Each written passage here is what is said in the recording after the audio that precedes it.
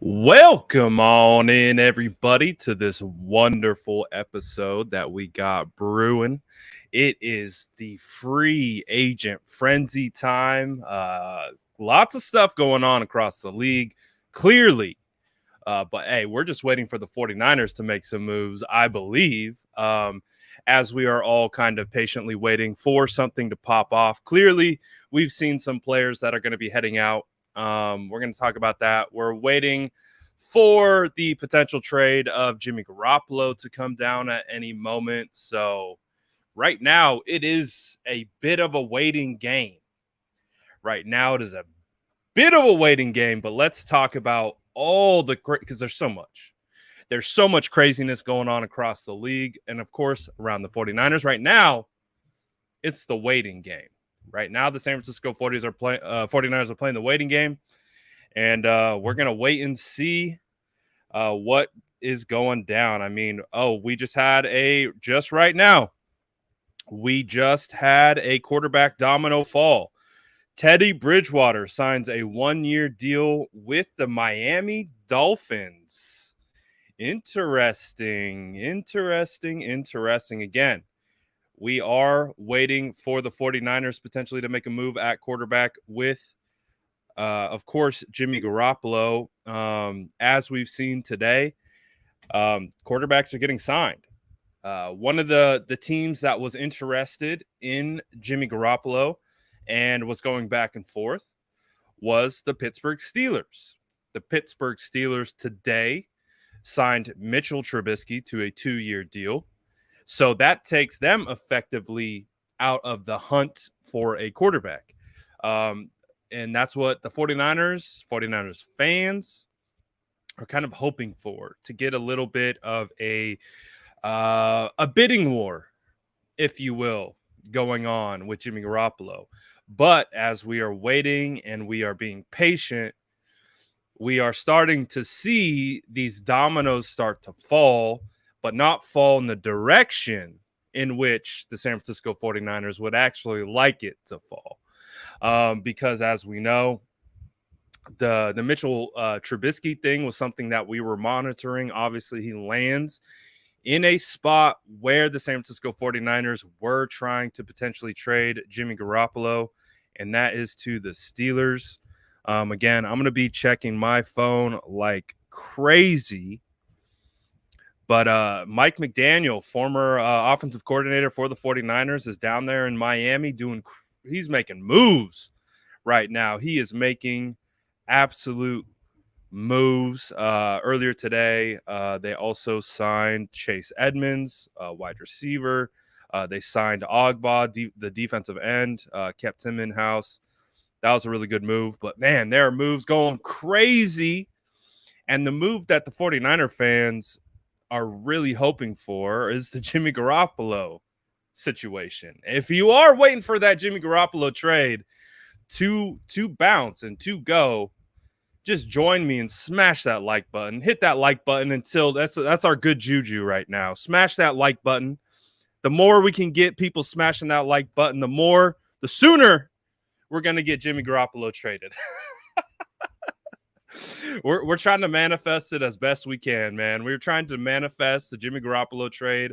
I know whether you like Jimmy Garoppolo, whether you don't like Jimmy Garoppolo, and we know there's two divided sections of the fan base, I think we all kind of would agree that we are just wanting the kind of situation to unfold. We want the situation to be clear. We want to understand what the future holds. And I think that's been the hardest part with the fan base, going back to last January. What is the future and what does the future hold? Back then, it was Desean Watson. Back then, it was potentially Matthew Stafford. Back then, it was potentially Sam Darnold, and even Teddy Bridgewater.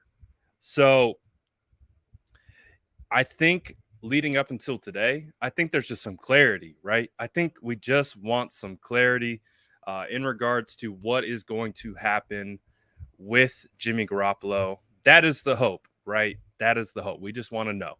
Where are you going, Jimmy? When you going, Jimmy?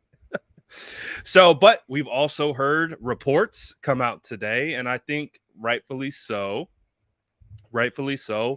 that the 49ers could potentially be holding on to Jimmy Garoppolo until training camp.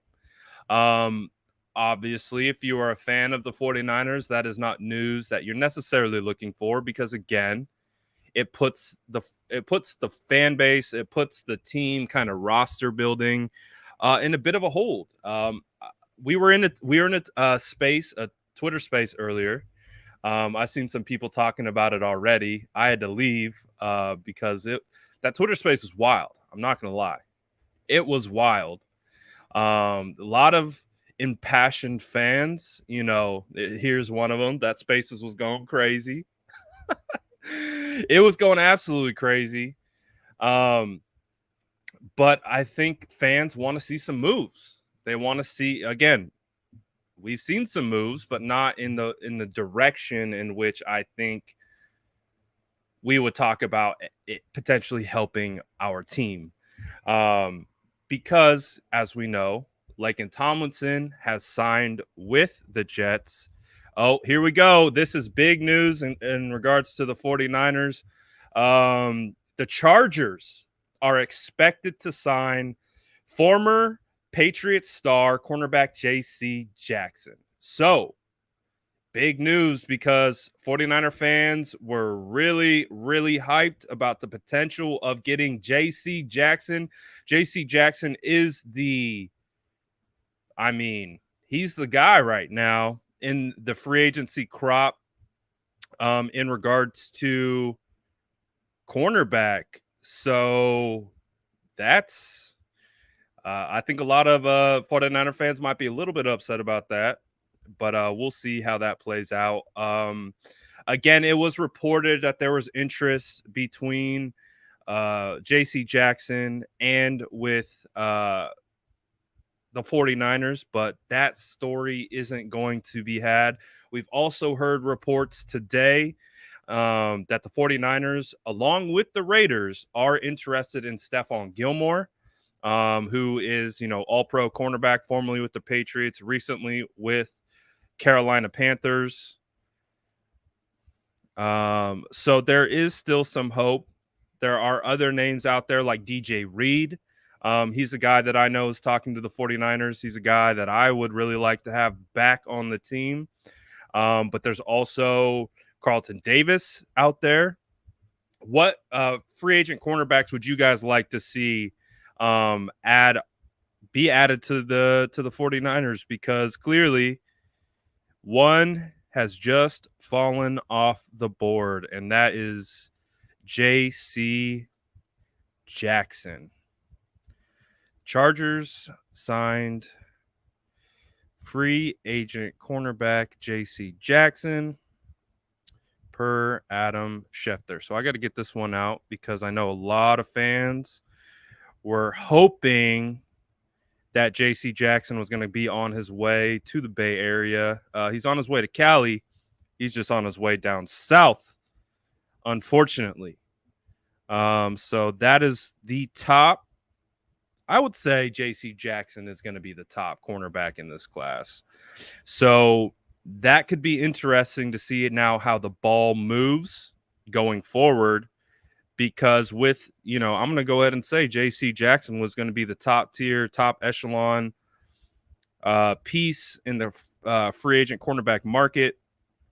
He's now gone. It's going to be very interesting to see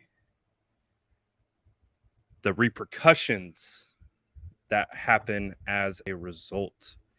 So I'm very interested in that. But again, I think one of the things that we keep coming back to, well, actually, let's talk about some of the guys that you guys are looking like that you wouldn't mind seeing in free agency. Gilmore, 420 Savage wants Gilmore to a 1-year deal.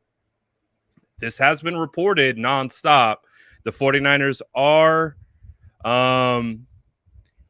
aggressively seeking a cornerback. Again, it just feels like the DJ Reed. I like the DJ Reed move. It feels like you can have DJ Reed, at somewhat of a quote unquote bargain. you could at least get DJ Reed because he is familiar with the organization. The organization is familiar with him. They know the person. It was just, unfortunate circumstances that he found himself on the Seattle. It does feel like here, oh, geez. So I don't know how the 49ers would have signed J.C. Jackson at this price tag. It's a 5-year, $82.5 million deal with $40 million guaranteed. So I don't know how the 49ers would have got that done. But hey, J.C. Jackson gets paid, and now we wait. That's one domino to fall in the cornerback market, which is huge. I see lots of Gilmore so far. The combination of Reed Verrett, I wouldn't mind that at all. I think that would be perfect. You get Reed, who can play nickel, he can play outside. You get Verrett, who has the at least upside to be a number one corner. We understand there's injury concerns that come along with that, but you get both of them, and you find yourself in a pretty good situation.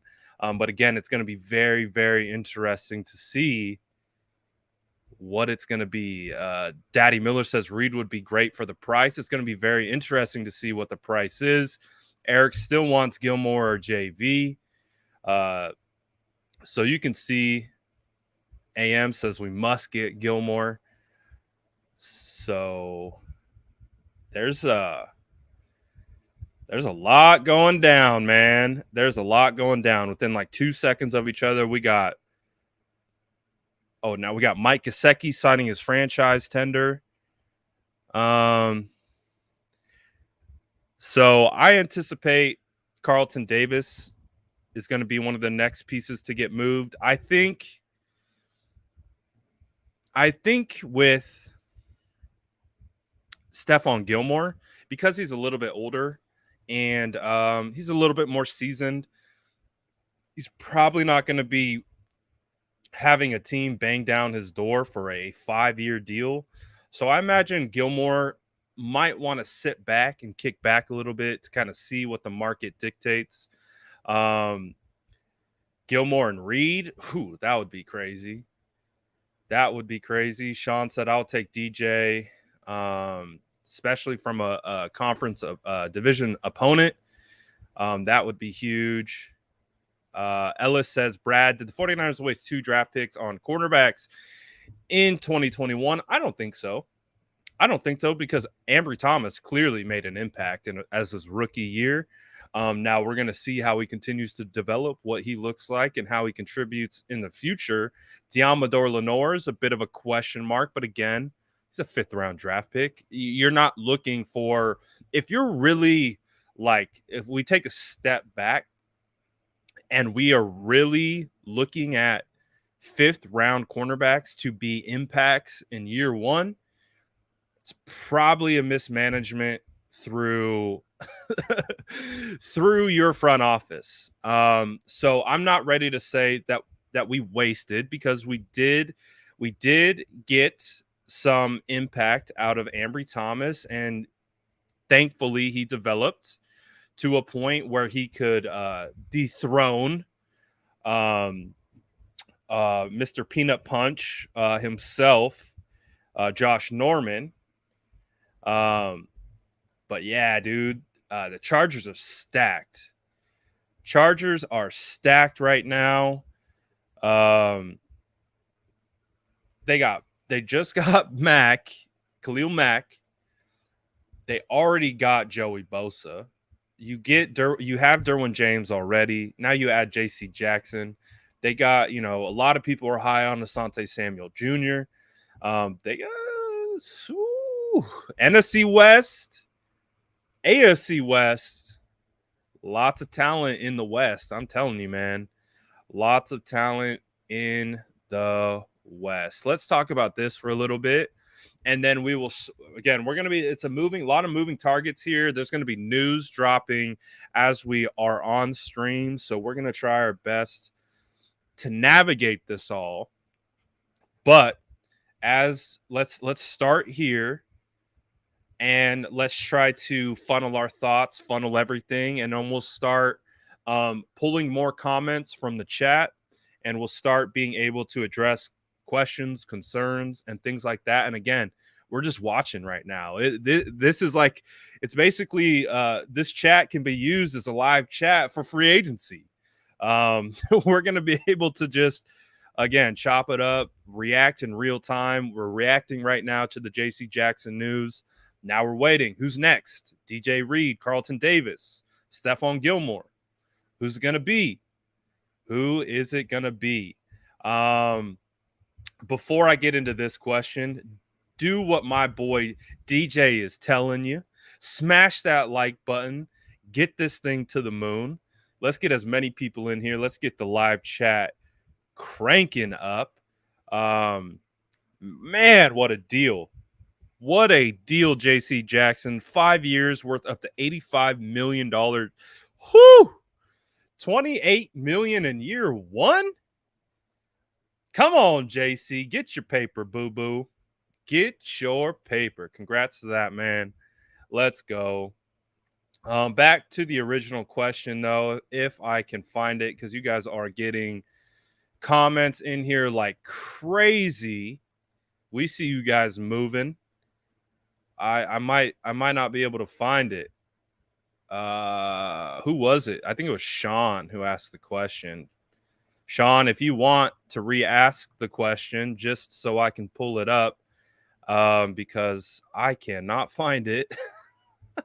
Anyways, the question was, how do we attack the left guard position? Obviously, big news for the San Francisco 49ers today. Laken Tomlinson signs a massive deal with the Jets. There we go. Thank you, Sean. So this was the question that Sean had asked. How do you see us filling the void at left guard? So again, we talked about this, and I don't want to make anyone freak out, because this is just me. It's just me experiencing this team for many years, understanding how some of these front offices work. We aren't out of the weeds yet with Alex Mack. With Alex Mack, we have not gotten a definitive he will be back.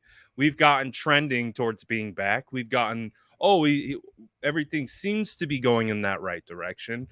We don't know if Alex Mack will return. We have seen this team sit on retirements before. They sat on Weston Richburg. They sat on Joe Staley in order to facilitate a trade for Trent Williams. So we haven't gotten a definitive answer on Alex Mack yet. So that is clear. I'm just saying that because that still, to me, is a little bit of a question. With Alex Mack, we'll find out. But how do we fill Laken? Laken, we know, is not going to be back. Laken has signed with the New York Jets. Shout out Robert Saleh. Went back to a familiar face in Robert Saleh and the Jets. Clearly, LaFleur is the OC over there. They run a very, very similar scheme when it comes to zone read and the way he fits into. Sorry, I'm multitasking currently at this moment. But he fits. So that becomes a big loss for the San Francisco 49ers.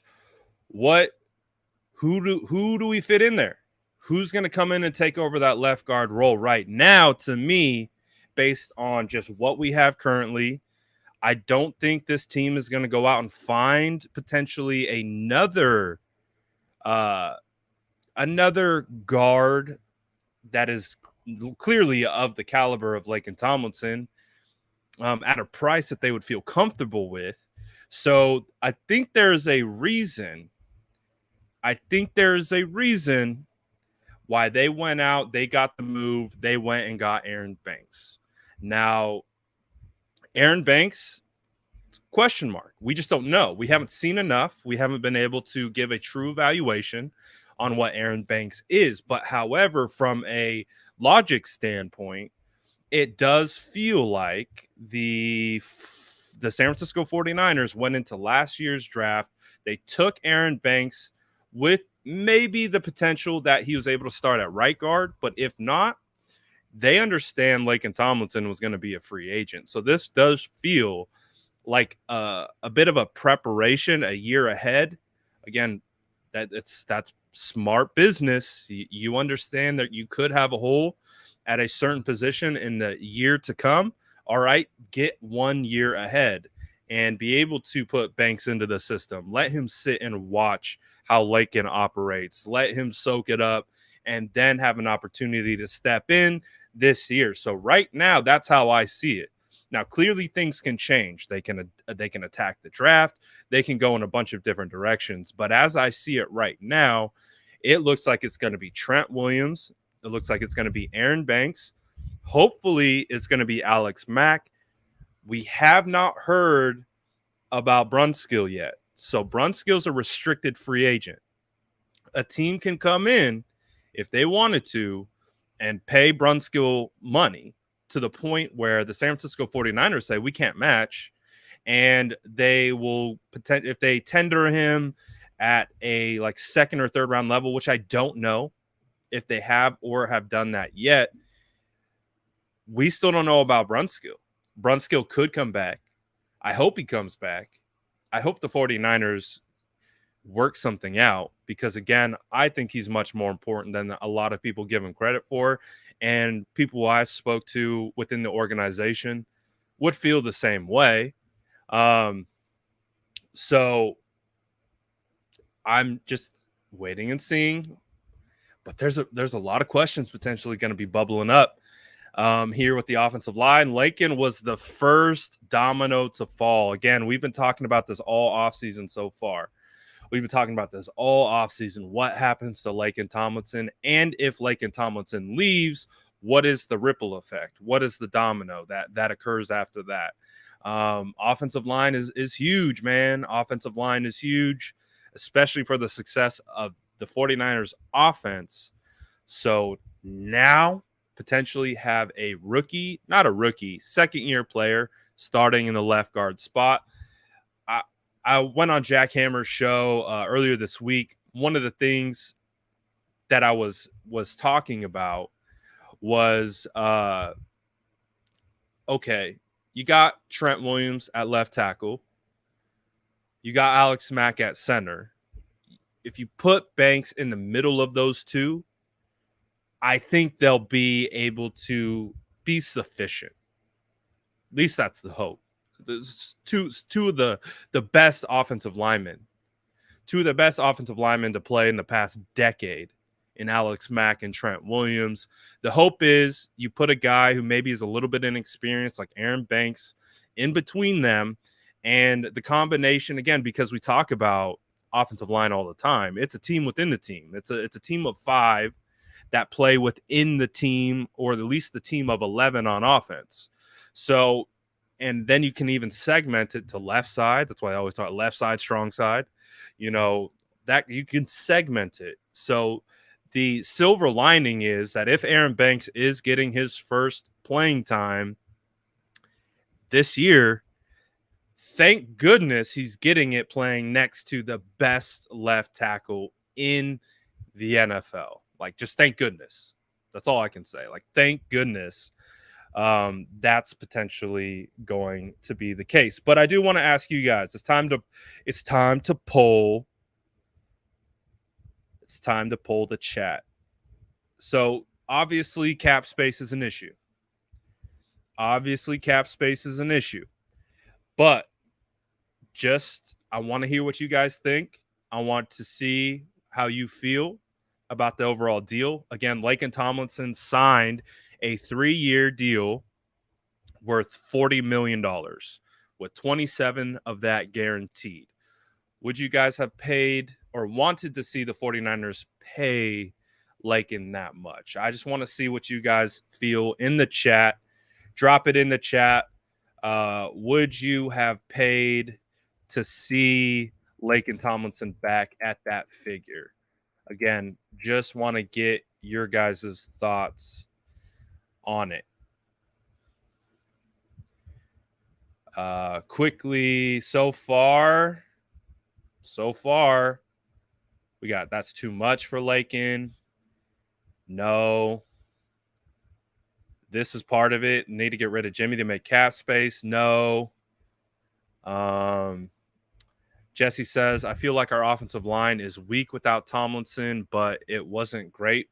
Wasn't that great with him. They were top 5 unit in both run blocking and pass blocking. So, but I also feel like that particular stat has a huge, huge amount to do with Alex Mack and the continuity that Mack brought to the table. But so far, you know, we put our GM caps on. It definitely does feel like it was a little too much, and we tip our cap to Laken Tomlinson. We tip our cap. I personally am sad that, you know, Victory Mondays. Oh, dang it. All right. So there's another chip. That has fallen, ladies and gentlemen. Carlton Davis is staying with Tampa on a 3-year, $45 million deal. We're gonna get some cornerback news for the 49ers here pretty soon. I hope so, because it's starting to fall, man. It's happening, guys. Zay Too Smooth says, sent fire. Debo edit to you on Insta SDS. I'll try to take a look at that if I can remember it by the time this is all said and done. But a big time free agent cornerback. That's two that have went crazy while on stream. So that's 2 top end. Again, if I had to pick a top tier cornerback out of all of these guys, the guy I would have taken was Carlton Davis. He was the guy that I've been saying since day one. If the 49ers have an opportunity to go after and get Carlton Davis, again, the age, the skill set, what he's able to do, go get Carlton Davis. J.C. Jackson's nice. You know, Stefan Gilmore's nice. But for me personally, Carlton Davis would have been like the diamond of the cornerback free agent class. So that's one that's off the board. Oh, boy. Cap Speaking says, second round pick has to be O-line. Don't care. Dude, one of the cool things about this class is that it is a fire offensive line class. I'm telling you, you let me into that draft room. You let me into that 49ers draft room, I am finding you a starter in the 3rd. I'm finding you a starter in the 4th.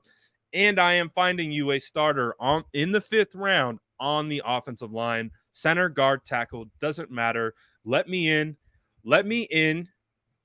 to that building, and I will get you a starting caliber offensive lineman in the draft. Trust me. That is how confident I am in my ability to scout offensive line. You let me in. Again, Alex Kappa, D2 from Humble. Back in the day, you would have seen me banging my chest for the 49ers to draft Alex Kappa out of a D2. Oh, D2? Ooh, you played a D2, played at Humble State. He's probably high as hell the whole time. No. Let me in. I'm just saying, let me in.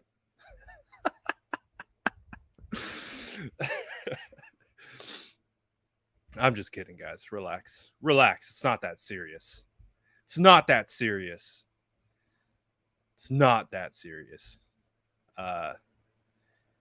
Y'all think Brad would go crazy if I did a 500 super chat? I don't know what the hell I would do if you sent me a $500 super chat. What the hell? You can't tease me. That would be wild, bro. Can you even send that much? I don't think you can. I don't even think you can. That would be crazy. You'd be like the chat legend if that occurred. Just saying. Because that would be new territory for the SDS. Bro, you sent me 500. I'm doing something crazy. I don't know. I don't even know yet. Oh my goodness. DJ says 490 in here, 135 likes. Smash that like button. Smash that like button. You don't got to send me 500. You just send me 500 likes. I'll be happy. You just send me 500 likes. We got over 500 people in here. You just like that. You just hit that like button on YouTube. We good. We good. Let's get this thing up. Let's see how many people we can get in here. Let's just see how many people we can get in here. Again, you like that. You hit that like button. That helps get more people in here. Let's see how many people we can get. But, oh boy. It feels like something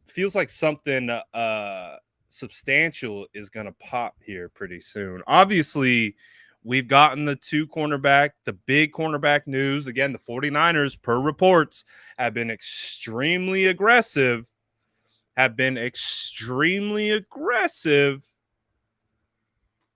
Extremely aggressive at, per sources, at attacking the cornerback position.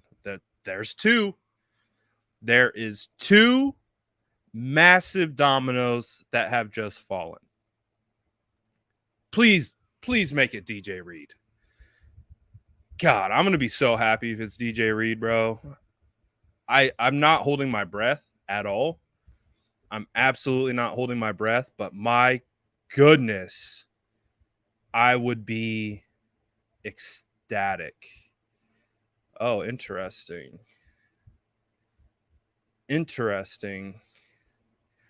So I have some DM stuff that I need to do a little bit later that I just saw.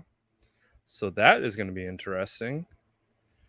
Won't talk about that yet. But I am very interested to see what happens next.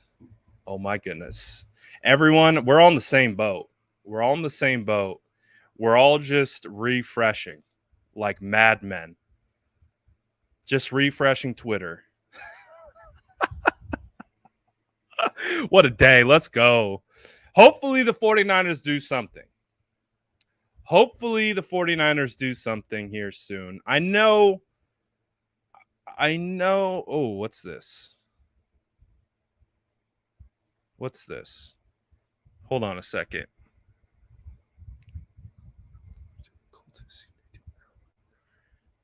Oh, goodness. All right. So this just came out from, oh God, I can't even. So this guy's covering the 49ers. Oh, I don't know who that is.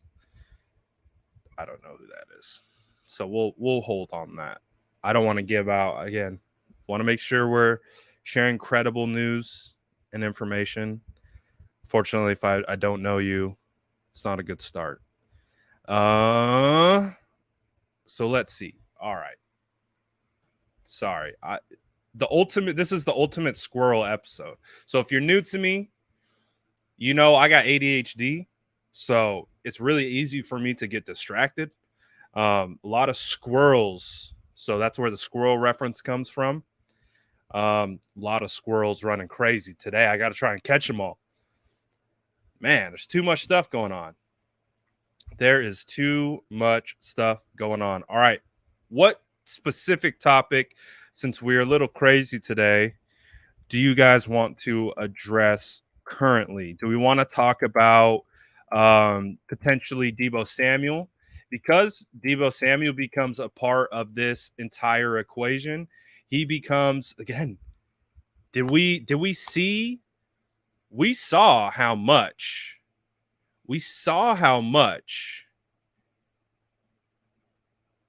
the Washington paid, not Washington. It was the Jags. It was the Jags. Thank you. It was the Jags. The Jags paid Christian Kirk. And now I like Christian Kirk. Before he was a Cardinal. I liked Christian Kirk. I liked the skill set. I like what he's capable of, and I think he can do a lot more than what he did with AZ. But The Jags paid that man and upwards. I believe the final figure could land at either 18 million a year to 21 million a year. How do we think that impacts Deebo Samuel? Again, Deebo Samuel is tweeting about it, laughing about it, posting about it. I think he kind of feels the same way. I'll actually pull up what Deebo's talking about right now, so you can see for yourself. Deebo is all about it. I can tell you right now, you know, the 49ers probably aren't too thrilled about it. But I could guarantee you Deebo Samuel and his people are very happy to see some of these moves being made. I can guarantee it. Because it does feel like we still haven't even hit this part of it. Davante Adams is saying that he's not going to play on the tag. So him not playing on the tag means he needs to get a deal, which means we just saw what Christian Kirk got. So now Christian Kirk becomes the baseline of the negotiation for both Deebo Samuel and Davante Adams. But if I'm Deebo Samuel, I'm probably just kicking back and say, well, let's see what Davante gets. Because Davante has the potential to completely reset the market. And so if you're Deebo Samuel and you're Deebo Samuel's agent, what are you looking for? You're looking for the best possible contract for you and your player. So there's a situation where the price is going to just keep going up for the San Francisco 49ers in regards to like what Deebo Samuel is going to be asking for. And that is going to be crazy. That's going to be crazy. Like, what do we think Deebo Samuel is going to be playing at, this coming year? Like, what is that going to look like? My goodness, it could be crazy. It could be crazy.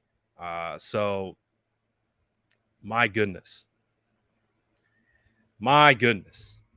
And we can't really do anything until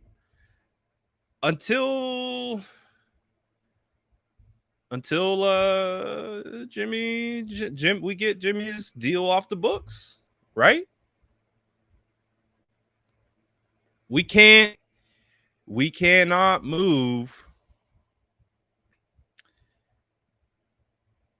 We cannot move forward until Jimmy Garoppolo's contract is off the books, right? So it becomes a waiting game, it feels like. Now, clearly the 49ers can clear more cap space by restructuring contracts, by cutting people, if that's what it comes down to. Clearly, the 49ers could, from my understanding, make a lot of space by adding or by extending Jimmy Ward. You restructure Eric Armstead, and I believe there's a world that exists where you can make some money in that regard. But my goodness, it's going to be quite the ride. It's going to be quite the ride, ladies and gentlemen. And we're just getting started because we are we're in a waiting period. At least that's how I'm looking at this. We are based on shout out all the mods in here. We see you. This is exactly why we got the mod squad. Let's go. But we just got to wait and see, man. We just got to wait and see how everything plays out because, does it come down to this? I'm curious what you guys think. I'm curious because we have, we've heard, some gamesmanship happening with the timing of the surgery that potentially put the 49ers in this position to like have to move off Jimmy so they don't miss out on other people. So is this a world that exists? Because I see people who are saying we're keeping Jimmy, but just imagine they can't. The 49ers, I believe, are sitting around approximately $9 million over the cap as it stands right now, with needing to get extensions done, they need to sign players. Let's keep it on. Let's keep it a buck. There's still a lot of holes. They need a safety. They need a nickel. They now need a left guard. They need running back depth. They need wide receiver depth. They need cornerback depth. They need safety depth. They need defensive line depth. There's a lot of stuff that now we got a great core, fantastic core, championship caliber core of just group of solid players. But it's a reason why this is a team game, and you win with guys like Jordan Willis blocking punts in Lambeau Field and guys like Talanoa Hufanga scooping and scoring. Like, you need that. You need Trenton Cannon coming out, being the spark plug before that week 3 game when, all the way through the half against Green Bay, 49ers offense couldn't do anything. Who was the spark? It was Trenton Cannon. You need those guys. Now, they're not gonna be the guys that move the needle. They're not gonna be the guys that, we're super, super excited about fringe roster X person. But you never know which one of those guys could and can be the difference maker when it's all said and done. Jordan Willis is a perfect example of that. Jordan Willis is a perfect example of you never know when those fringe guys make the difference. So we still got to make those moves. There's a lot going down, but my goodness. No swearing. It's a family show. Shout out the mods. I appreciate the mods. Hey, we got mods in here for a reason. Shout out the mods. We don't swear. Good vibes, good energy. And we can have debate. We can disagree. But we keep things respectful around here. Shout out the mods for doing what they do. Appreciate you guys. So obviously, we keep talking about it's a bit of a waiting game. What's going to happen with Deebo Samuel's contract? What's going to happen with Nick Bosa's contract? Clearly, the 49ers couldn't match Laken Tomlinson's deal with the Jets. He got a ton of money. And now it's, what is the next move? Is it going to be a cornerback? We've also heard that the 49ers have been interested in returner Jakeem Grant, Ray McLeod, and Khalif Raymond. Again, not going to be those signings that you're super, super excited about, but you never know, because the 49ers needed a return man pretty bad last year. They tried to rely on Brandon Ayuk, Mohamed Sanu, Trenton Cannon. It just didn't. It felt like they went into last year with not a very solid plan in regards to returner. So now it feels like they could be putting a very specific focus on getting a returner this time around, which I would probably say is a good decision, because we saw what happened. 49ers had to move Deebo Samuel to be a punt returner by the time the playoffs came around. So it's going to be It's going to be interesting to see the way everything plays out. What happened to Wilson? Well, we know he got hurt. He had the meniscus issue in OTAs, and I just don't think he ever got right. I just don't think he ever got right. But also too, on the other aspect of that side of the things, kind of looking at the returner aspect, I would love for the 49ers to potentially attack a returner in the draft. I think that would be nice. Peter says, LOL, we never have a returner. When was the last TD return? I couldn't even tell you. I'm pretty sure the last TD return was our good friend Richie James. Was that against Seattle? I feel like that was against Seattle. He had a touchdown return. I believe it was like 2018. I think it was 2018. It's been a while. So I don't blame you. I don't blame you for not being able to be able to remember, because it has been a very long time. It's been a very long time.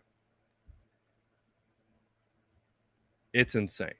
It's a position that needs to be addressed. You know, the 49ers struggled in that regard. I'm with you too, Cam.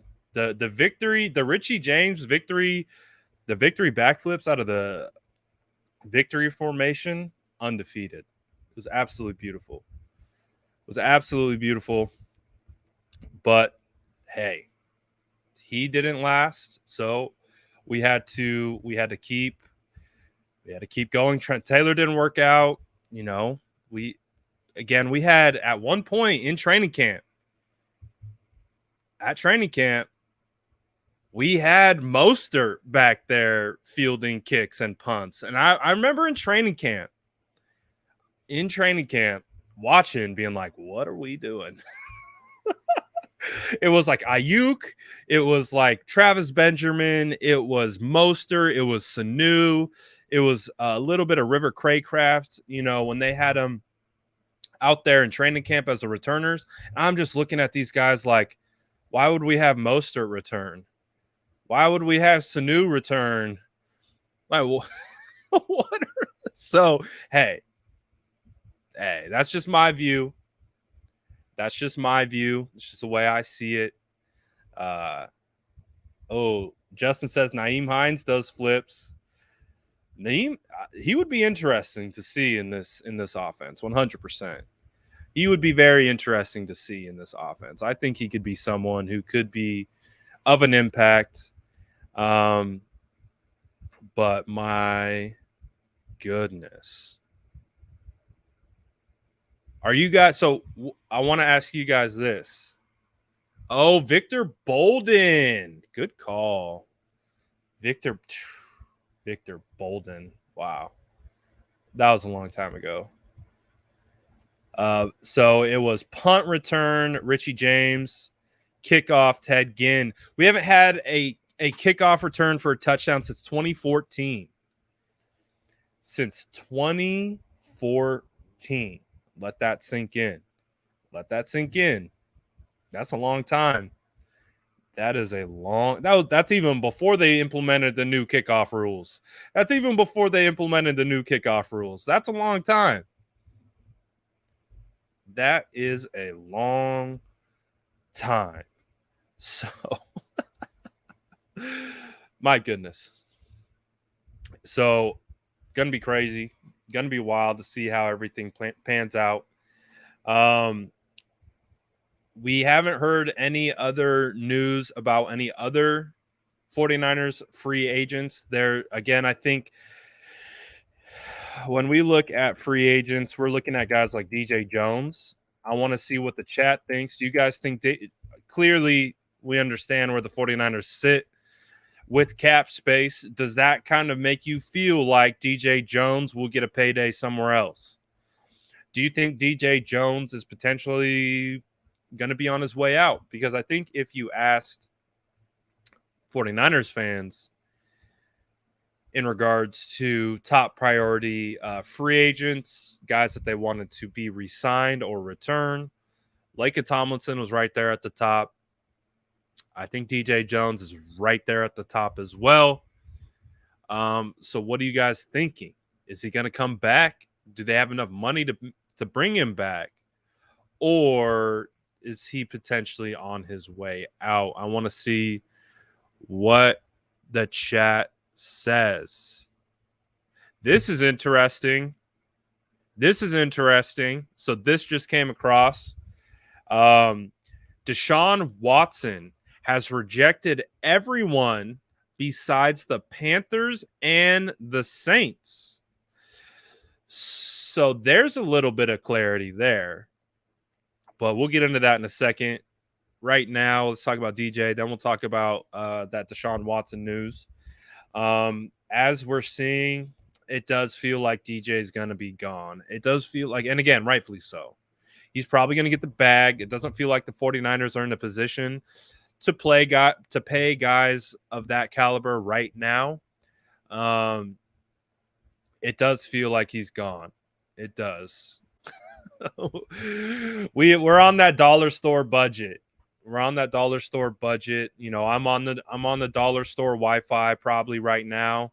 The Wi-Fi is not great, so we're on that. Me and the 49ers are on the same wavelength right now. You know, we're on the same wavelength. Let's see. James says, appreciate the super chat, James. He says, can the 49ers sign anyone with being $9 million over the cap? DJ Jones is going to see a rich market. DJ Reed should be the 49ers top cornerback in the free agent market. I agree, James, at least in regards to starting off with the DJ Reed situation. Yes, super chats are working.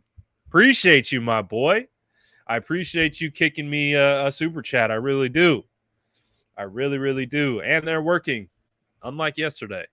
But here's my thing. I agree. I think DJ Reed should be the number one cornerback target based on tier value, based on scheme fit. Again, he can play nickel. The 49ers need a nickel, but he can also play outside. And that gives you great scheme versatility, especially with a guy like, you know, DeMeco Ryans. DeMeco Ryans could use that utility piece and use him in a multitude of ways. And the reason why I am so high on DJ Reed is because he's proven to me that with his time in Seattle, that he has proven he can be a number one cornerback. Now, he might not be like upper echelon number one CB1 status. I'll put him like, you know, he's like right there, I would say, as cornerback 2, locked in starter cornerback 2, potentially like top tier cornerback 2 or bottom tier cornerback 1, if that makes sense. So DJ Reed, I see him being right there, which to me, from a price standpoint, feels even with what the 49ers potentially want to spend. And again, think about guys like Cooper Kupp in the division. Think about those guys. Think about where they see a lot of success. They see a lot of success out the slot. When you have a guy like DJ Reed, who you could stick out as your outside corner, but when you have a guy like Cooper Kupp, who they are going to have in the slot and do work out the slot, and we have guys like K1, who like KK's a great nickel corner, but he might not be the best in coverage, especially I think in this stage of his career. But if you can get a nickel like DJ Reed, who is physical in the run game, but he can also like follow guys like Cooper Kupp into the slot and give them some fits. I like that. I like that a lot. So that's why I like DJ Reed. I see him just being as this piece that we could use in a bunch of different variations within the defensive scheme that DeMeco Ryans is going to bring out there. And that's why, of course, we know the person already. That's half the battle. we know DJ Reed fits into this culture. We know DJ Reed is cool with a lot of these teammates and cool with a lot of the people that are in this organization. It was just a bad move to cut him. So make your, what's this? Oh my goodness, Jacksonville. Oh my goodness. Jeez. How much money hey, can I get a contract from Jacksonville? My goodness, can I get a contract? The Jacksonville Jags, bro, just gave Evan Ingram a 1-year, fully guaranteed $9 million deal that could be 10. The Jacksonville Jaguars just gave Evan Ingram a 1-year, essentially $10 million deal. Give me the bag, Jacksonville. I'll come be the water boy. I'll come be the water boy. Just pay me $200K a year. We good. Just pay me $200K a year. We good. $200K. Give me 75% of that guaranteed. Because I am gonna have to see Trent Baalke again, which means I'm gonna have to deal with my PTSD and the emotional damage that has come along with Trent Baalke. So I need 75% of that contract to be guaranteed. But hey, 200 Jacksonville. I'll be the best water boy, and I can even give offensive line little pointers here or there when they're coming off to the field, coming off the side of the field, getting some water. Oh, what's this? What's this? You cannot.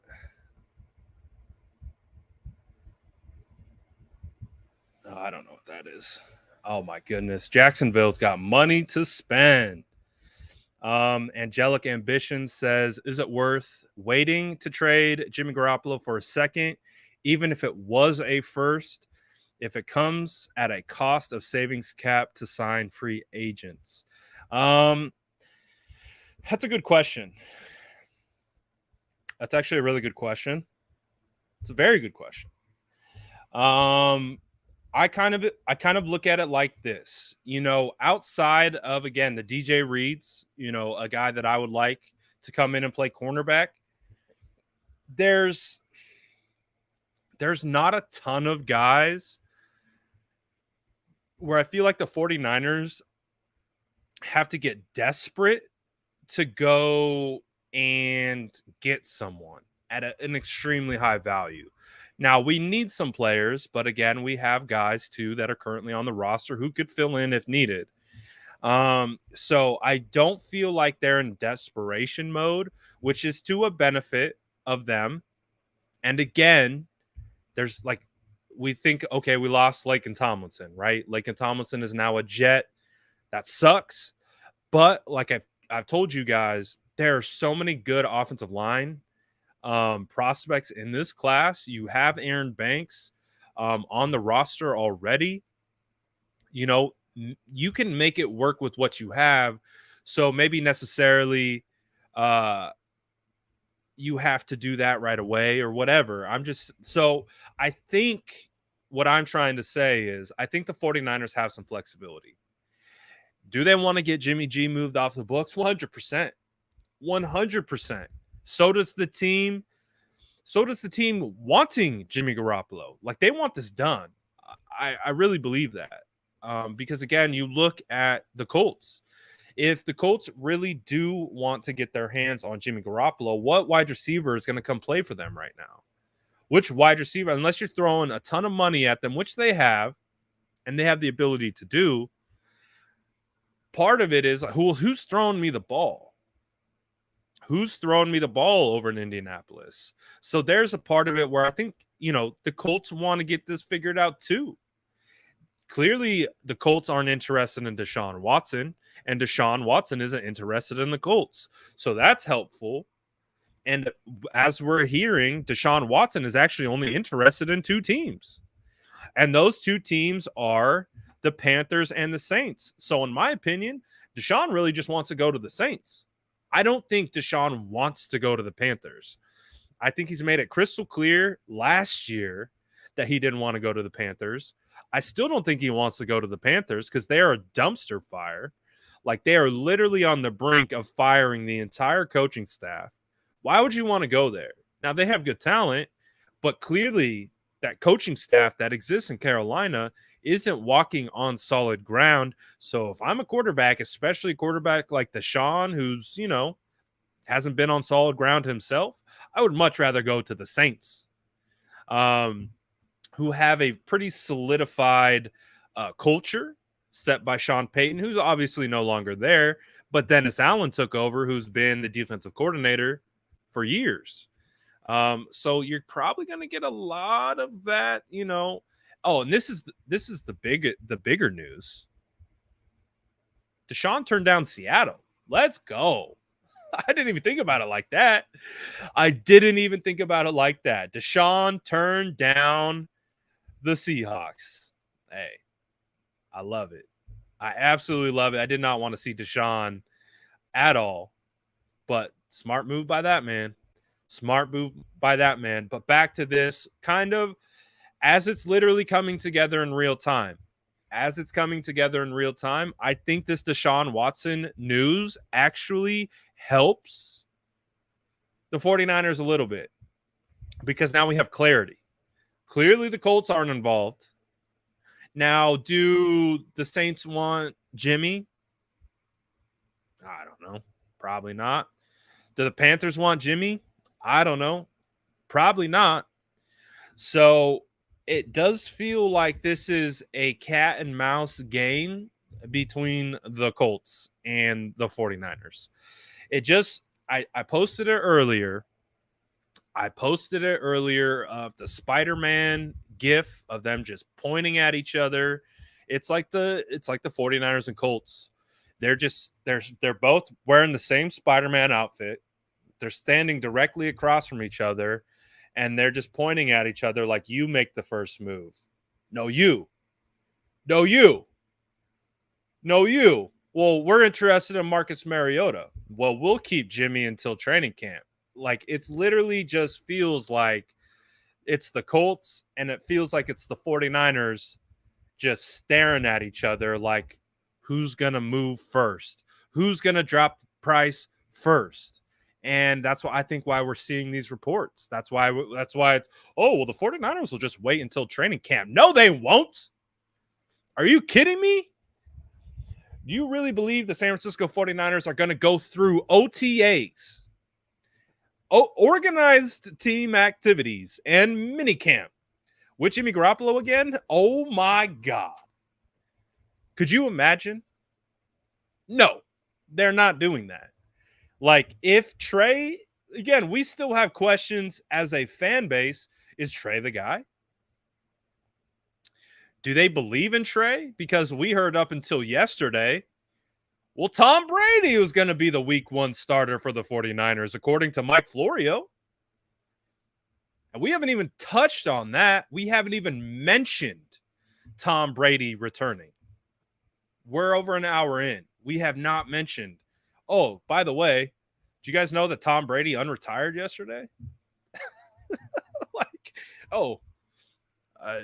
I forgot to mention Tom Brady unretired yesterday. That one slipped under the radar, I guess.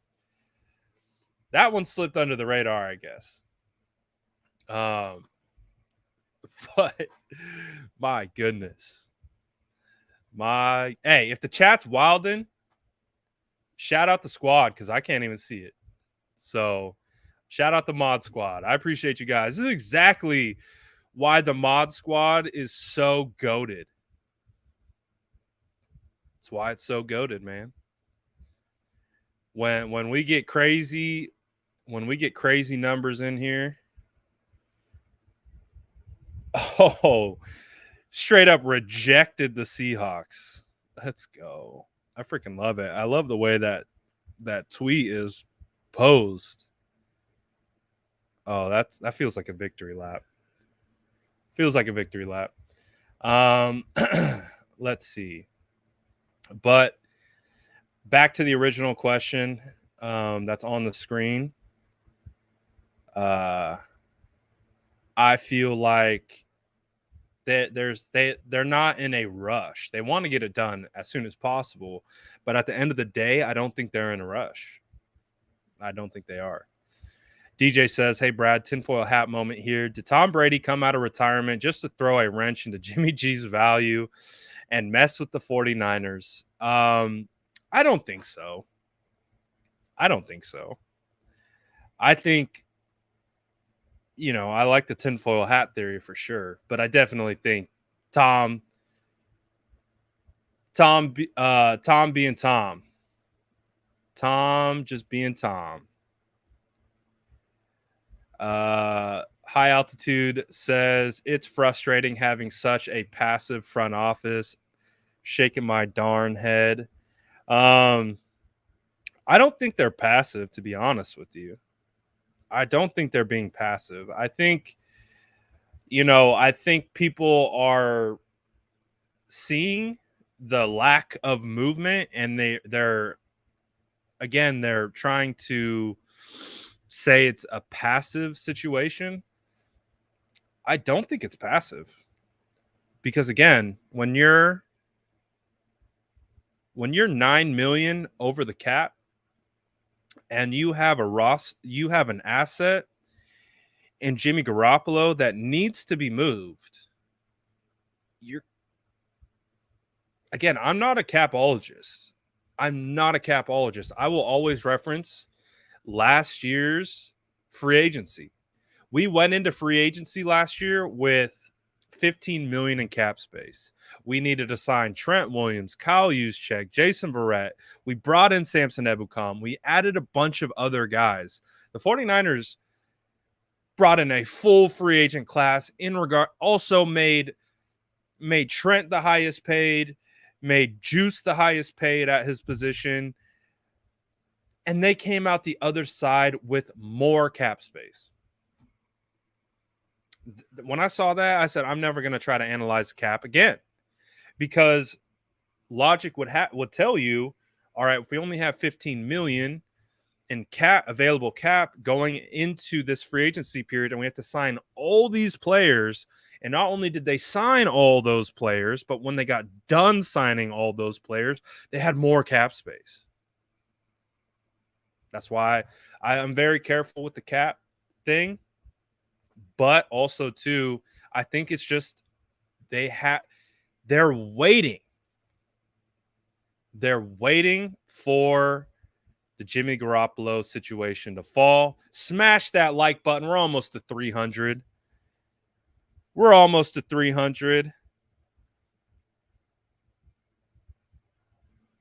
Let's go. I'm just hyped about the Desean news right now. I'm going to get a Desean Watson post out, because anytime I can poke fun at Seattle Seahawks fans, I'm 100% going to do it. So that's what's happening right now. I'm currently making a post just to laugh at Seattle fans real quick, because nothing makes me more happy than watching a tear roll down a 12's face. I can't lie.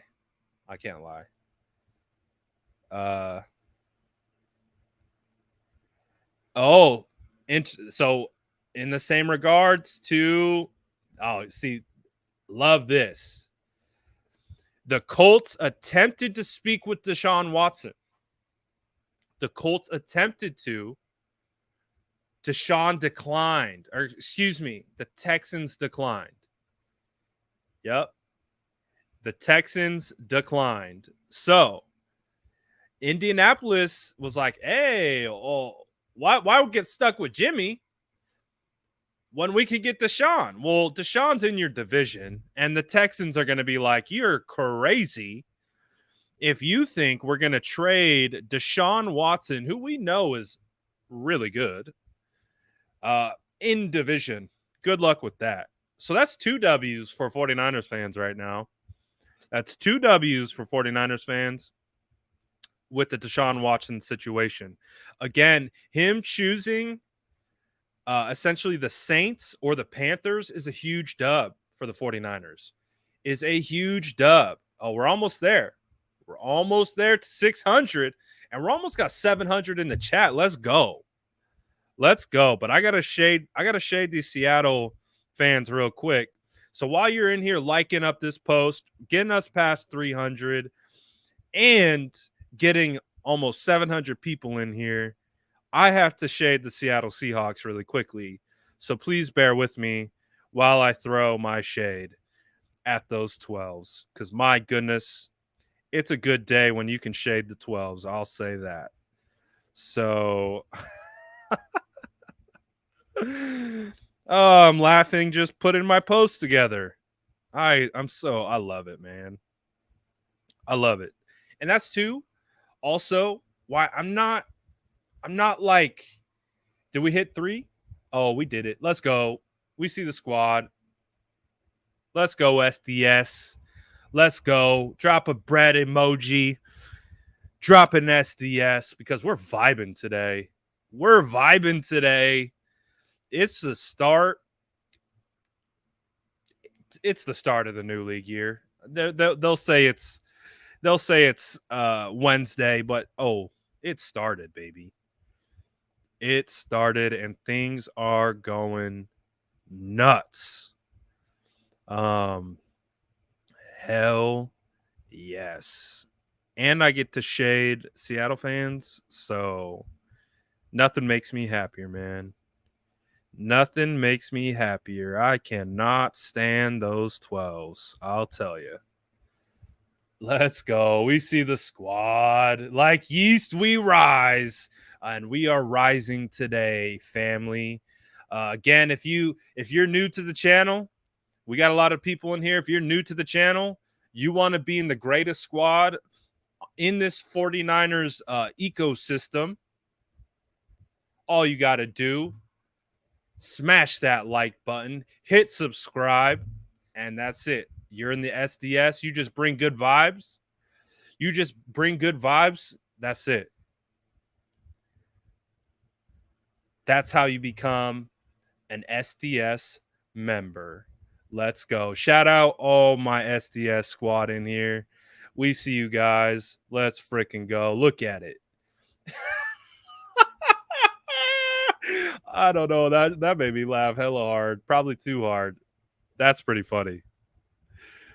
That's kind of funny to me. Oh my goodness. Let's go. Oh yeah, let's go. Drew Lock is the Seahawks MVP. Oh, I like this one. Rising in the chat, but not on the roster. Shout out the squad, bro. We see all you guys. We see all the OGs. We see the new ones too. Good vibes only. You know how it is. Oh, it's coming, baby. SDS merch coming. Stay tuned. It's coming. We see the chat. Let's go. I want to show love to all the squad. Got to get the squad. Got to get the squad up here. Let's go. Shout out the squad. Let's go. All right, let me shade these boys real quick. Oh, Mike McGlinchey just posted a beautiful post to Laken Tomlinson. I'm going to cry. All right, let me get my shade out. All right, shade's out. Let's go. We got the shade out. Squad. Bread Bowl merch coming soon. Maybe. I got a link with one of these sourdough companies in the Bay Area, man. Let's see. What did Cap say? Cap said Tom Brady actually helped end the Niners rumors in his announcement. He did. That is a great point.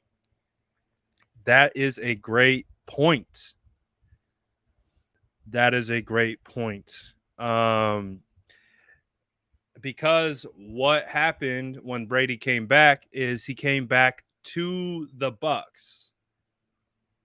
He didn't come back to, I guess, on the surface request a trade. He came back to play specifically for the Bucs. And what happened right when Brady came back and said he was going to play for the Bucs? instantly their center re-signed. Instantly. Which was, one of the domino effects that we talk about. We talk about all the time, especially with a quarterback like that who's kind of indecisive. Other players won't sign if that certain player doesn't return. So as a result, the fact that Tom Brady came back, and right when Tom Brady came back, they signed the center like that, boom. That tells you everything you need to know. Tom Brady ain't playing for the 49ers in 2021. We're smoking that Mike Florio pack, baby. What was the Florio OG? We already were prepared for this. We were because Florio was the one who kept saying Tom Brady was going to be the starting quarterback for the 49ers week 1. That all went to bed. Even Mike Florio came out and said, yeah, that's not happening. That's not happening. So appreciate you, Super, for the super sticker. Shout out to everyone sending me the super chats. Appreciate you guys. 100%. Hey, that's exactly why we're talking about. We had to name the strain because we knew we were going to be smoking that Florio pack. We knew it was going to happen. We knew. We knew it was happening.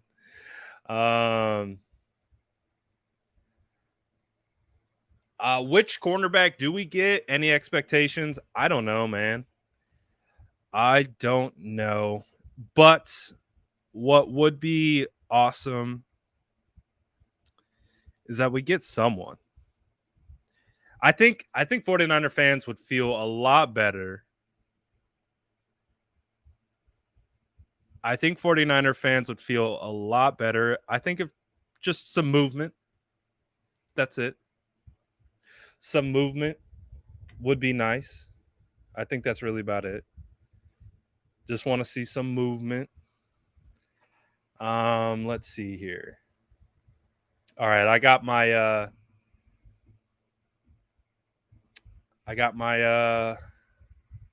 Seahawks slander out the way. Remember, too, you guys can drop any questions, any comments, any talking points that you guys want to address. Feel free to drop them in the chat. Again, Super Chat brings them to the top. I'm not only Super Chat, but Super Chat does you obviously have a priority if you submit a Super Chat. But if you guys do have comments, questions, feel free to drop them in the chat. I'll try to pull them up. And because it just feels like the longer we stay on here, the more probability we have that something crazy goes down. So I'm very interested. I don't think so. Because, again, the only situation and the reason why I don't think the 49ers are wasting the day is just because they don't have a lot of money to begin with. And I think they just had to kind of see where everything played out. Again, Laken left. We understood what that looked like. I really don't think that the 49ers, again, we've talked about it. We've talked about it at length on this channel about Gilmore, J.C. Jackson. The thought process, or Carlton Davis, the thought process of getting one of these guys was great, but the logic behind it in regards to the available money, clearly we're seeing how much these guys are getting paid. J.C. Jackson getting ridiculous amounts of money from the Chargers. Carlton Davis getting the bag as well. It just didn't feel like that worked with what the 49ers have. So I think they were always going to be a mid-tier free agent team if there was any interest in that regard. So I don't think it's a waste because I think we just collected a dub with the Desean Watson news. Deshaun's not interested. He's not going to go to the Colts. So that's a domino that I don't think holds up at least a potential deal with the Colts, with the 49ers, because now Desean isn't a dangling piece where the Colts could be like, well, we're interested in going to Desean. Unless you drop the price on Jimmy, we're going to go elsewhere. And then that's where the 49ers could become desperate and just be like, all right, well, we'll unload him just to get this over with. Now I think the Desean news kind of puts it back in a category where, okay, we're kind of back on track a little bit. I think originally it felt like the Desean situation would derail, but I think we're kind of back on track. I think so. In regards to the potential trade between Jimmy Garoppolo and the Colts, because it just feels like it's between those two, and they just got to figure something out. Cap Speaking says Faithful might run a full-on parade today if Jimmy gets traded. You're 100% right. And I think anytime they do, it's going to be like that. 100%. You're going to get people who are going to be upset and who are going to be saddened by it, and rightfully so. But I think, again, regardless of which side you would say you're on, pro Jimmy, whatever, I think you're just going to be happy that it's over. I'm going to be happy that it's over. I'm going to be happy that we get to put a bow on it. We get to give Jimmy his flowers and send him off the right way. And then that's it. And then it's Trey season. That's what I'm looking forward to the most. I'm tired of the speculation, tired of the back and forth. I just want to know who our quarterback is so we can hype him up. That's it. That's what I want. I hope this happens. I hope we get Mostert back. Would love to see that. I hope it happens. Again, I think we could get him at a manageable deal. Could happen. This isn't a bad situation. Darius Williams, I believe, is from the Chiefs. That wouldn't be a terrible situation. I wouldn't mind it. Wouldn't mind it at all. But also, too, I kind of want Mostert back. Something inside of me wants Mostert back. GMing that's going on. But overall, I think he's doing a good job. The team is doing a good job, that is, in regards to how they've been able to manage this. If my internet is being itself, because that will typically happen from time to time, so I apologize. Let's see. I'm going to try to get to some more of these questions. Let's see. Might need a 24-hour stream if we want to break news on the stream. You're probably right. This is a good question right here. This is a good question. I'm very interested in this part of it. Chasing Gold says, why haven't we seen any restructures yet? That is a good question. That is a good question. And I see my Wi-Fi's back at it again. I can see that. I apologize. For the Wi-Fi.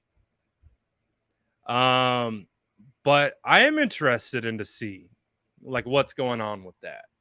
I wonder, again, we still don't know if Jauan Jennings hasn't been signed yet officially. Now they tendered him, but he hasn't officially signed the tender. We don't know. Jauan's got to get paid. They got to give Jauan a deal. Potentially got to give Brunskill a deal. Potentially got to give Azeez Al-Shaair a deal. So I really think the biggest things that the 49ers have to do is figure out what they're doing internally, what they're doing with Jimmy, what they're doing with Eric Armstead, what they're doing with Jimmy Ward. And are they going to give him an extension and kick some money out? Are they going to give other players smaller extensions to be able to kick some money out? That's a great question, and I wish I had an answer, because I don't really have an answer to that. I'm wondering too, because clearly the 49ers don't appear to have a ton of money. So being able to do that would be fantastic. Jason says, Brad, do you think a universe exists where Jimmy gets restructured to be a backup for Trey? We just signed Sudfeld for $2 million. Do you think if that bridge comes, do we cut Jimmy? I don't think there's any world that exists where Jimmy not only stays on the team, but stays as a backup, because the team doesn't view him as a backup. The locker room views him as one of their top tier leaders. So I don't see a situation that exists where that would happen, because again, he has so much equity from a leadership standpoint that if you kept him on this roster, they're still talking about Jimmy as the guy. They're not talking about Trey as the guy. And that's why that move has to be made. It's why it should have theoretically been made last year. If you didn't want any awkwardness, that's what should have happened last year. But okay, they understood. Trey needed some time. Keep Jimmy. Okay, you deal with the awkwardness that comes along with that. But we saw how awkward it got. It kind of derailed the season at the early part of the year. And if they were to keep Jimmy again and keep him as a backup, it becomes a situation where the locker room doesn't treat him like that. They're treating him as the starter, and which is one of the main reasons why they have to move off of him if the future does truly involve Trey Lance. But with the way that Sudfeld got paid, it does feel like Sudfeld is headed towards being that at least primary backup role. So that's kind of what it feels like. And I would imagine Jimmy is definitely going to be on his way in a matter of days. We just got to see. We just got to see what happens. But I do imagine that he gets moved. Jason says, keep up the great work, Brad. Preach. Man. Shout out the homies who give compliments in the form of super chats. I mean, jeez. That's so nice. I appreciate that. I really do. Thank you so much. Thank you so much. All right. Let's see.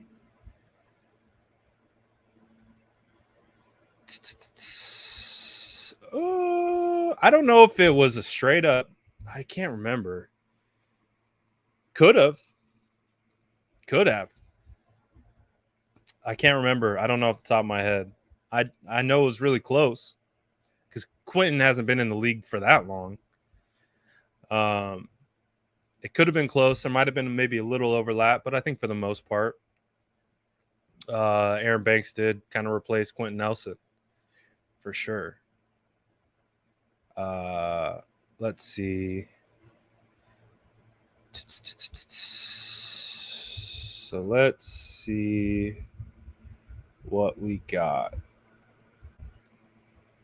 If Aziz walks, and the only way that Aziz walks in this particular situation is that if Aziz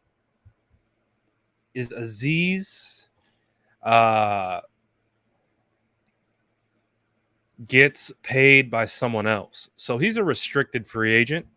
So the 49ers pretty much control Aziz's rights. And if the 49ers they have an opportunity to match any team that offers him a contract. So let's say, for example, Mike McDaniel really liked what Azeez Al-Shaair did last year. Mike McDaniel throws the bag at Azeez. Well, the 49ers have an opportunity to match what any team is offering said player on the RFA tag. They can choose to match or choose to take the draft pick compensation.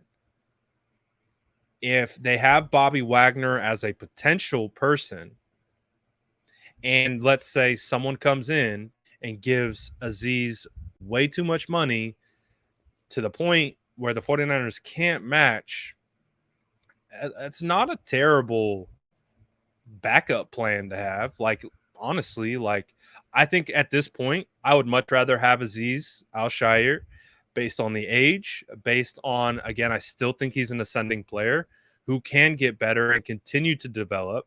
So I like Azeez. And I think if you had the choice of an aging veteran and Bobby Wagner or Azeez Al-Shaair, I'm probably going with Azeez. A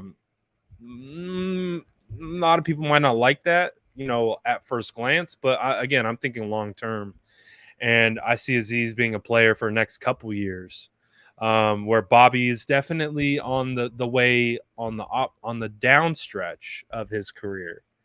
But I wouldn't be mad at it either. I see a situation where I hope Azeez stays.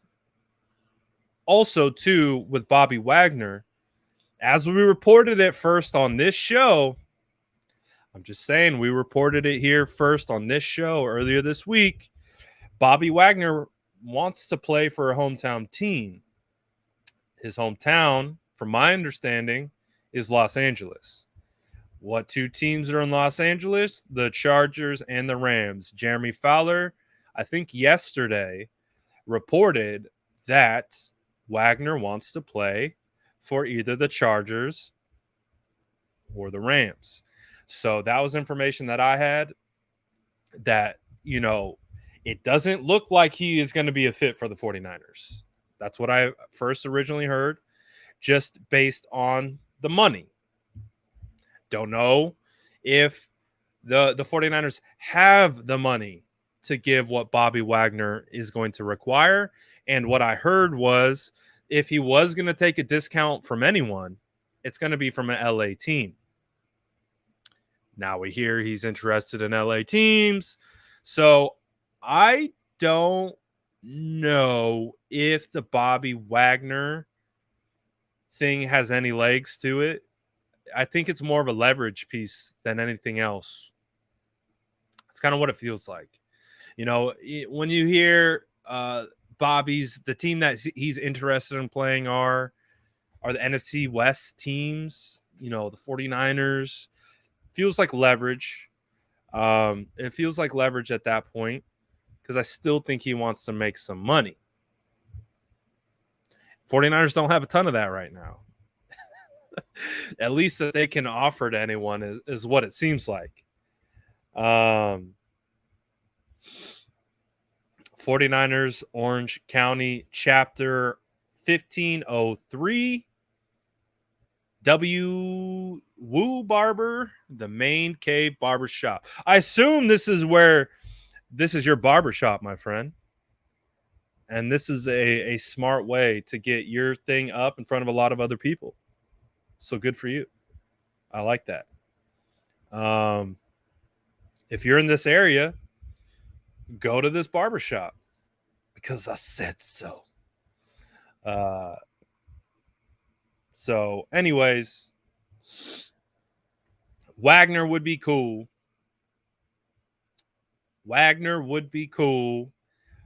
Honestly, the reason why I want Wagner the most is just, I said, I like to shade those 12s. That's just another way for us to be like,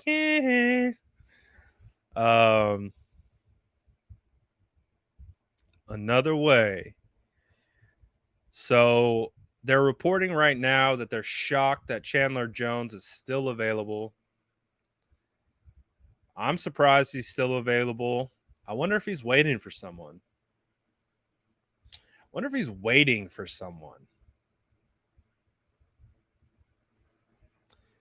Who could he be waiting for?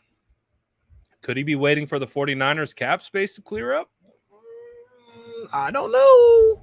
This is pure speculation, so I'm just throwing stuff against the wall at this point. But Chandler Jones, I'll ask this. Since Carlton Davis are off the board, since J.C. Jackson's off the board, Stefan Gilmore still exists. Stefan Gilmore's still out there. Chandler Jones is still out there. Which would you rather have? It's time to poll the chat. We're polling the chat, people. Would you rather have Chandler Jones or would you rather have Stefan Gilmore? I think both, based on age, they're both up there in age. I think both might require similar contracts, clearly different positions, and which carry their own wage scales. But maybe 2-year deal for both, 2 to 3 year deal for both. What are we thinking? Ooh, this one's a good one. We're kind of split on this one in the chat, it looks like so far. All right, so far we got Jones right off the bat, Gilmore. We got Gilmore. We got more Jones. We got Jones. Harold's just like, screw all of it. Give me Sauce Gardner.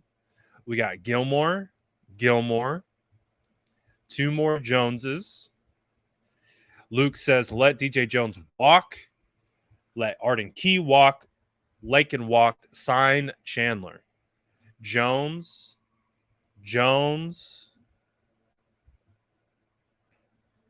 Joey says they're both old. Probably Jones. Dom says Jones. Probably getting Jones. Gilmore. It's pretty split. I like when we poll the chat, and it's pretty split. I like that. I like it. Because you can make the argument for both. Adam says both. Ace says Jones by a mile. Gilmore. 420 says Chandler Jones and Gilmore plus Kane Williams and DJ Jones. 49ers need Aziz to stay. That would be a dream scenario, but I don't think they have enough money to do all that. I think out of those 4 guys that you named, or 5 guys, maybe 2 stick around. Out of the 5 that are right here, maybe 2 of them stick around. I think one of them is Aziz. So, and I would put my money on either Gilmore or Chandler Jones. Oh, the Jets are re-signing Tevin Coleman. 49ers legend. Gilmore, Jones, Gilmore. It's pretty even in this chat. Gilmore lost a step. Go with Chandler Jones. It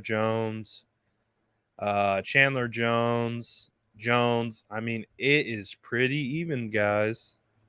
I like it. I like that. It's pretty damn even. Even as they keep coming in. It's still pretty even. My goodness. But I think what we can start to rationalize is how sick would it be to see Chandler Jones on the opposite side of Nick Bosa? How sick would that be to see Chandler Jones on the opposite side of Nick Bosa? You get Javon Kinlaw back. You got Eric Armstead as this piece. You can put him on the outside. You can put him on the inside. You could theoretically swap them. Ooh. Imagine you come to the line of scrimmage as an offensive lineman. The 4 guys that are in front of you are Nick Bosa, Javon Kinlaw, Eric Armstead, and freaking Chandler Jones. And then as a guard, I'm like, oh, great, I got Eric Armstead. And then Eric and Chandler just go like this. You stick Eric out on the outside. You put Chandler Jones over the guard. Remember how much success that Arden Key had over the guard? There's a big reason why he had success over the guard. Now imagine you kick Eric outside. You on one pass rush rep, you stick Chandler Jones over the guard. Ooh, wee! They're gonna have to start calling us Sack City because, my goodness, If you had a defensive line like that, it doesn't matter who's your cornerbacks. At a certain point, it doesn't matter who your cornerbacks are, because if these quarterbacks have a second and a half to try to identify who's open and get the ball out, good luck. Good luck. So if you had to ask me, I would go Chandler Jones, because also too, like you've seen from Josh Norman, these elite cornerbacks can go from being elite to dumpster fire in a very short amount of time. Again, I loved Darryl Revis, when he was with the Jets. Revis Island, lockdown, probably one of the best cornerbacks the game has ever seen. But when he lost a step, oh boy, he lost a step. And you're going up against guys that are so athletically gifted on the outside, and you're playing in space. When you lose that step as a cornerback or a defensive back, man, you're toast. Like, what do you do? What do you do? Just ask Josh Norman. Josh Norman used to be a very good cornerback in this league. Just saying. So, but it was split. It was split. I would understand why people would like Stefan Gilmore. You get Stefan Gilmore, you put him on the opposite side of Emmanuel Mosley. You have the ability to move Ambry around. I don't think Ambry is a nickel corner. So again, I still think you have to address the nickel corner position.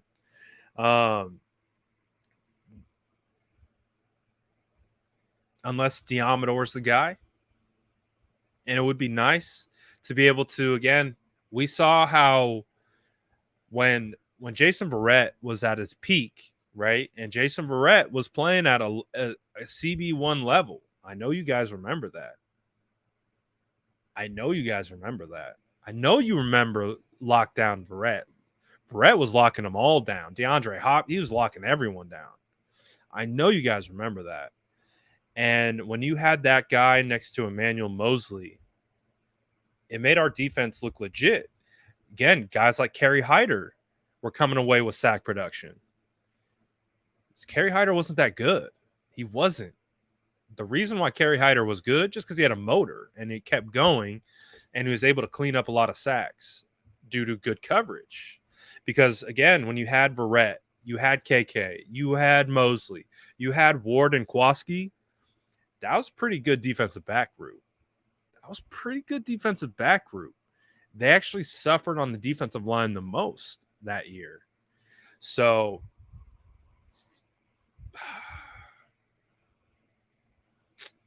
I don't know, man.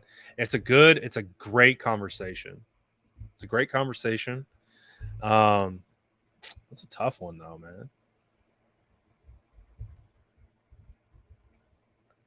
All right, so we've got an official report here as we're talking about Gilmore. 3 teams in on Stefan Gilmore. The Jets, 49ers, and Raiders. Sources tell Vic Tafur, David Lombardi, and Connor Hughes. Jets, 49ers believed to be most interested. 49ers hoping to get Gilmore for below what Jackson and Davis got, which makes sense. So again, this just dropped right now from Connor Hughes. He's confirming 3 teams are interested in Stefan Gilmore, who we are actually in the middle of talking about. Jets, 49ers, Raiders. Jets and Raiders seem to be the ones that are most interested. But the 49ers are the only ones that don't have a lot of money. So that then becomes the question. How do you outbid the Jets? He would have to want to come to play for the 49ers. So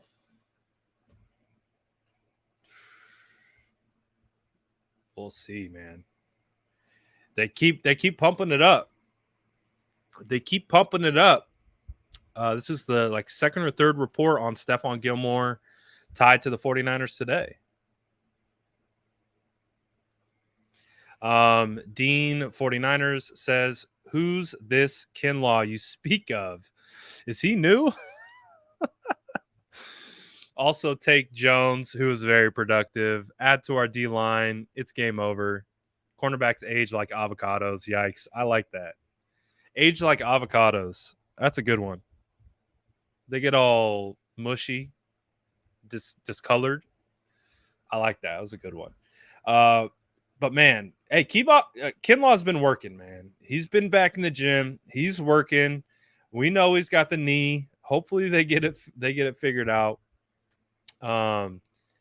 But his presence would be huge. Javon Kinlaw's presence, that would be like house money at this point. Kind of feels like just out of nowhere, like Javon Kinlaw becomes all pro. Could you imagine? Could you imagine out of nowhere, we finally get a healthy Javon Kinlaw and becomes all pro? Didn't see that coming, did you? That would be amazing. Now, we're not going to put that pressure on him. We're not going to put that expectation on him. I was just saying, like, how amazing would that be? Avocado Squad coming in. Nice. The Avocado Squad. Love it. Oh, my goodness. So, apparently, the 49ers are still in the mix for a top-tier cornerback veteran. And it's still Stefan Gilmore.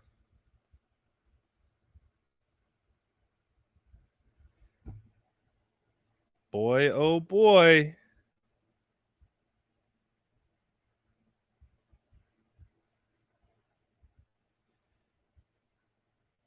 This is crazy, man. This would make everyone feel a lot better, though. Everyone who's, wanting to see the 49ers make some moves, they would be pretty happy about that. I think that would make everyone commenting on the lack of urgency by this front office would probably be put to bed. I know we just did the comparison. We did it back and forth. We did the back and forth. Would you rather have Gilmore? Would you rather have Chandler Jones? I'm still on the Chandler Jones hype. I would still much rather. I'm a trench guy, so I have heavy bias regards to guys who play in the trenches. So I'll just put that out there. I typically always look trench first. When I'm building my teams offensively or defensively.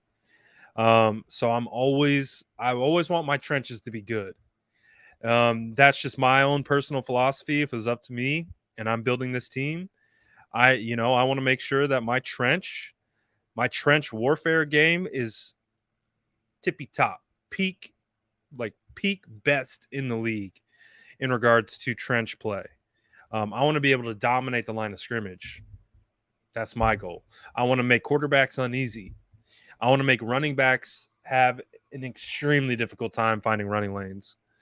I want offensive linemen to not be able to get off the blocks to get to linebackers. I want to let guys like Azeez and Fred run free and roam. I want guys like Jimmy Ward on the back end to roam. And I feel like when you have really good trenches, it allows you to do that. It's not to say you can't build back end to front. You can go trend. You can go defensive backs. You can build your safety group, your cornerback group, if you'd like to. Not my personal philosophy. Also, too, I think the 49ers proved if you're really good in the center of your defense, like go to the Bengals game, for example. we were decimated at outside corner, which it felt like. But they ran a really good, it felt like cover 2 scheme where they used the strength of their defense, which was the middle, linebackers in the middle of the field, safeties in the middle of the field, and they just took away the middle of the field, short, intermediate, and deep.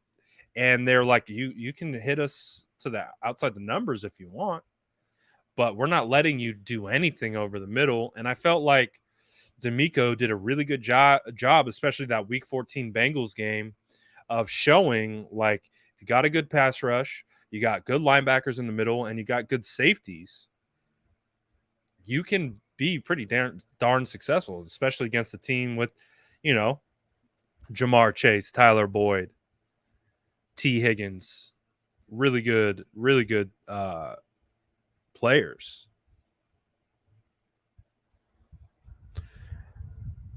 Let's see. I want to get this Stefan Gilmore post out, so we'll get that rolling. This wouldn't be a bad one. I think that's a good call, Tony. The Packers released Darius Smith today. If you can't get a Chandler Jones and, you're maybe on a little bit more of if you're balling on a budget, which the 49ers, it feels like they are.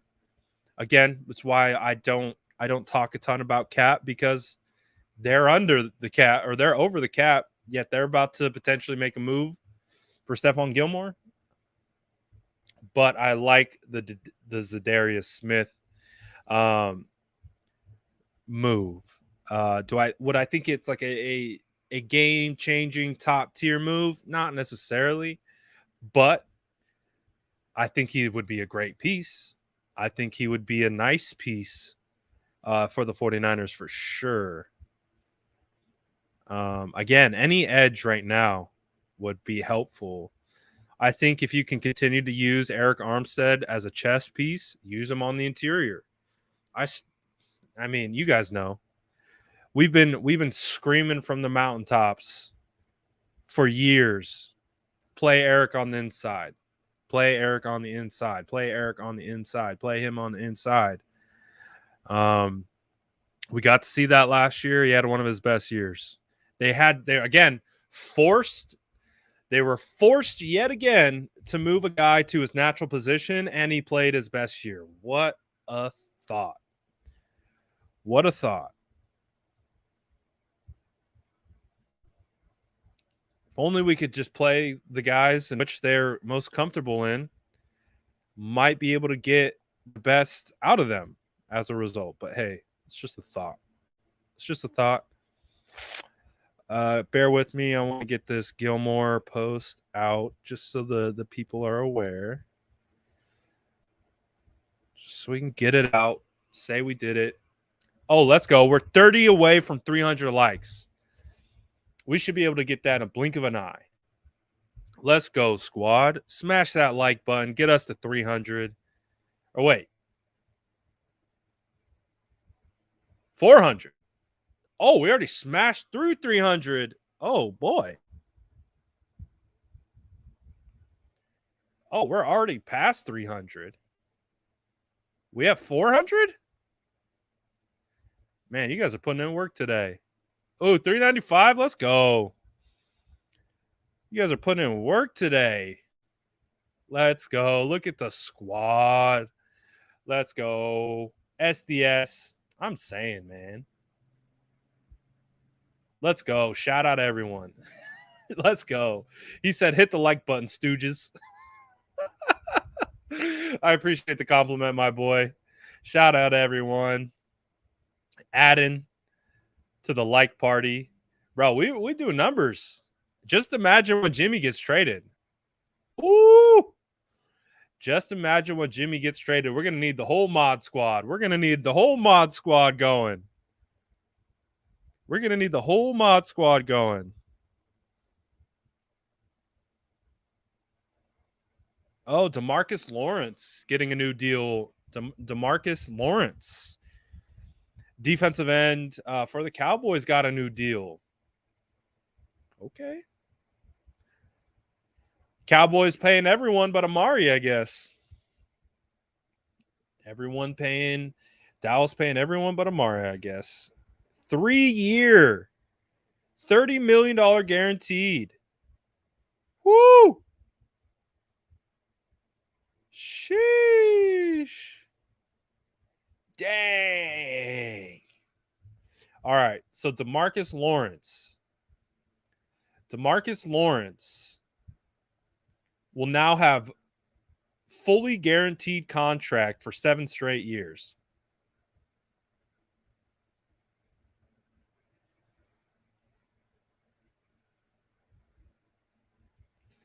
Wow. Wow. Good for DeMarcus, man. 7 years of just 7 fully guaranteed. Oh my goodness. Wow. That's a lot of money. That's a lot of quiche. That's a lot of quiche.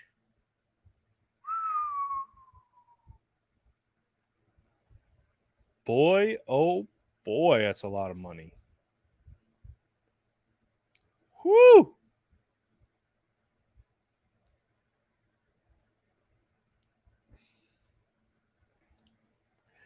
You talking to me, Fresno?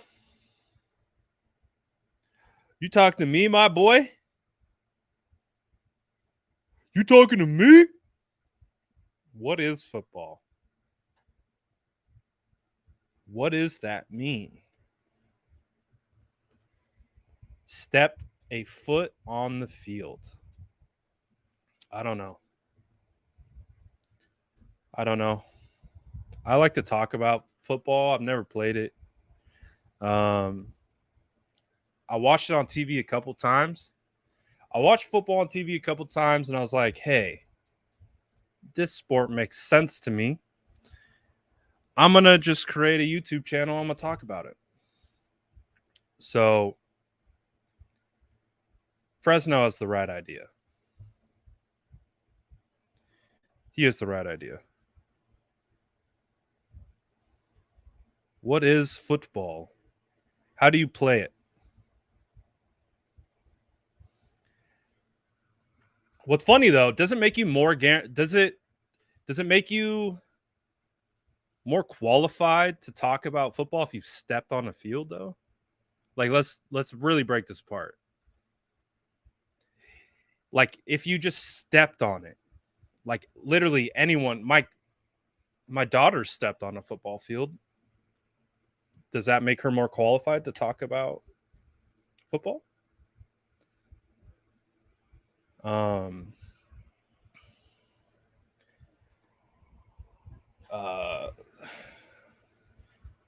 My son is 2.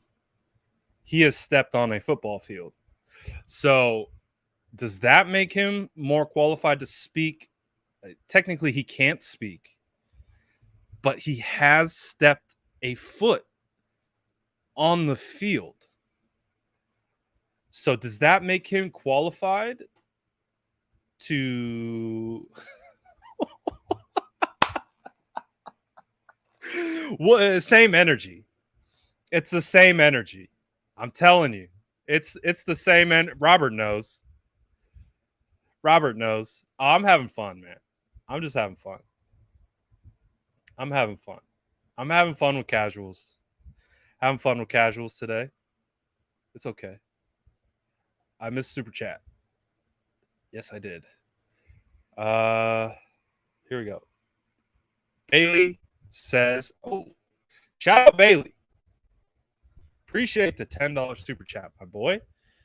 And just so you know, Bailey, just so you know, I have stepped foot on a field before. So I feel qualified to answer your question. I just want to put that out there. I have stepped foot. I've literally put my foot on a field. So I just want to make sure that I've been able to set the standard for being able to answer your question. Just want to put that out there. Bailey says, why are we so concerned about cap space? when the Packers gave Rodgers $50 million a year long with re-signing Campbell for $10 million a year, and they tagged Adams. Well, they still have to pay Adams his deal. They still got to give him a long-term contract because he's not going to be playing under that tag. He's not going to be playing under that tag. So, again, I've talked about this before.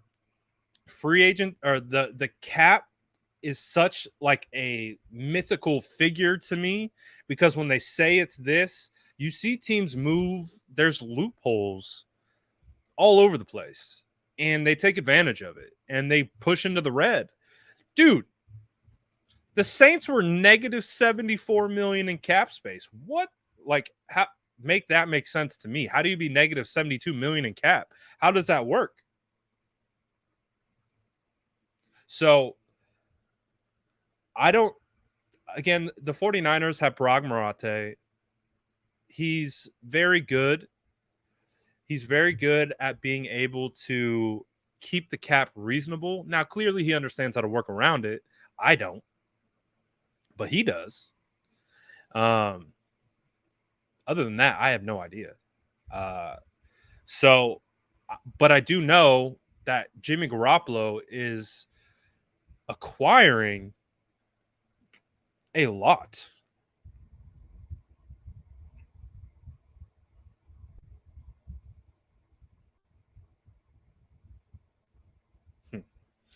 All right, nothing to do with us. So I've tried to rationalize it myself. I'm not as concerned about cap space just because I don't understand it fully. So I try to get a baseline, but again, we're negative 9 under the cap, and we're apparently trying to get Stefan Gilmore for under $15 million a year. Like, how does that work? How are you on paper showing you're in the red, but you're still going after a cornerback that is going to cost you a ton of money? Again, I don't know. Kevin says, LOLs, Brad was a pretty decent D player. Even I heard about him a few years ago from here in Scotland. Kevin, you're just talking out your butt now. You've never heard. You did not hear me as a player. I guarantee that 100%. But I appreciate you, and I appreciate you sticking around. I remember Kevin came in blazing hot with the trade Kittle take, I think it was. And you know, we're a trade Kittle free zone. So that was our first interaction, Kevin, but I'm glad you stuck around, man. I'm glad you stuck around. I'm just glad. I'm glad we didn't kick you out the door too bad because we went after you pretty good there. But shout out, Kevin. Glad you stuck around, man. Ooh, this is a good way to preface this, baller. I like this. This is a good one that we can all talk about. We can all talk about. True or false? Jimmy's contract has handcuffed right now. It feels like that. I want to know what you guys think. Again, this mythical cap situation. What do you guys think? Do you think it has kind of handcuffed the 49ers? Now, I'm going to be honest. I don't think Jimmy Garoppolo's contract really would have affected like Laken Tomlinson. I think they're going to let Laken walk regardless just because they kind of knew how much he was going to get paid. Oh, boy. They knew how much he was going to get paid. Jeez. Spam. They knew how much he was going to get paid. And I think they were prepared for this. That's why they drafted Aaron Banks. Not only were they prepared for it, but I think it's part of the plan. They knew the level in which Laken was going to get paid, and they probably knew that someone was going to overpay for him. And I will say, I think the Jets overpaid, but hey, they got a quality starting left tackle, and you can't take that away from them. So, did they pay a lot? Yes. Was it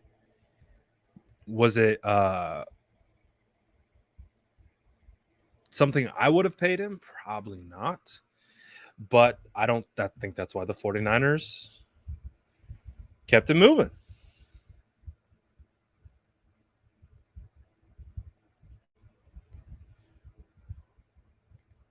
So, sorry. I'm checking the updates as we move.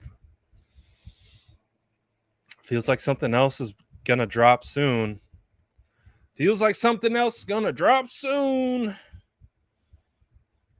Oh, boy.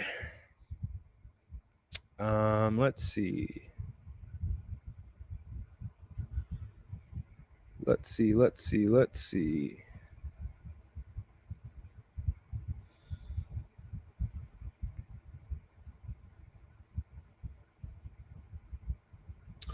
Well, we'll see.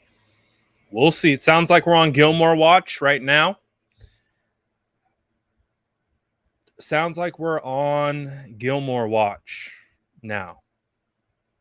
Feels like that's, again, we've been linked to him all day. More reports are still coming out linking the 49ers to Stefan Gilmore. We've heard throughout the weeks leading up until this week that the 49ers wanted to be aggressive with the veteran cornerback market. Right now, Stefan Gilmore is the last top tier remaining veteran free agent. So, is he next? And will it be with the 49ers? It's going to be crazy. It's going to be nuts. I don't know. I want it, but then it's like, okay, what are they going to pay him? What are they going to pay Stefan Gilmore? Let me see what PFF is talking about with how much they're projecting, because they've actually been pretty good without the projecting of cornerbacks. Oh, I gotta sign in, you son of a gun. So I am interested to see what they're projecting Gilmore's contract to be. I believe it's more in the 2 to 3 year realm. Clearly, they want it probably in like the $12 million a year category. I don't know if that's what they're going to get. Still high, but let's take a look. I want to see. All right. So for position wise, go to cornerback, Stefan Gilmore. So this is what PFF is projecting Gilmore's contract to be. It's a 2-year deal, average $12.5 million. 17.5 guaranteed for a total of $25 million for a total of a $25 million deal over 2 years. So 12.5 seems right. Seems about right. But again, being -9, where does that money come from? I'm not the right person. I'm not a capologist. Won't ever pretend to be a capologist. None of that. But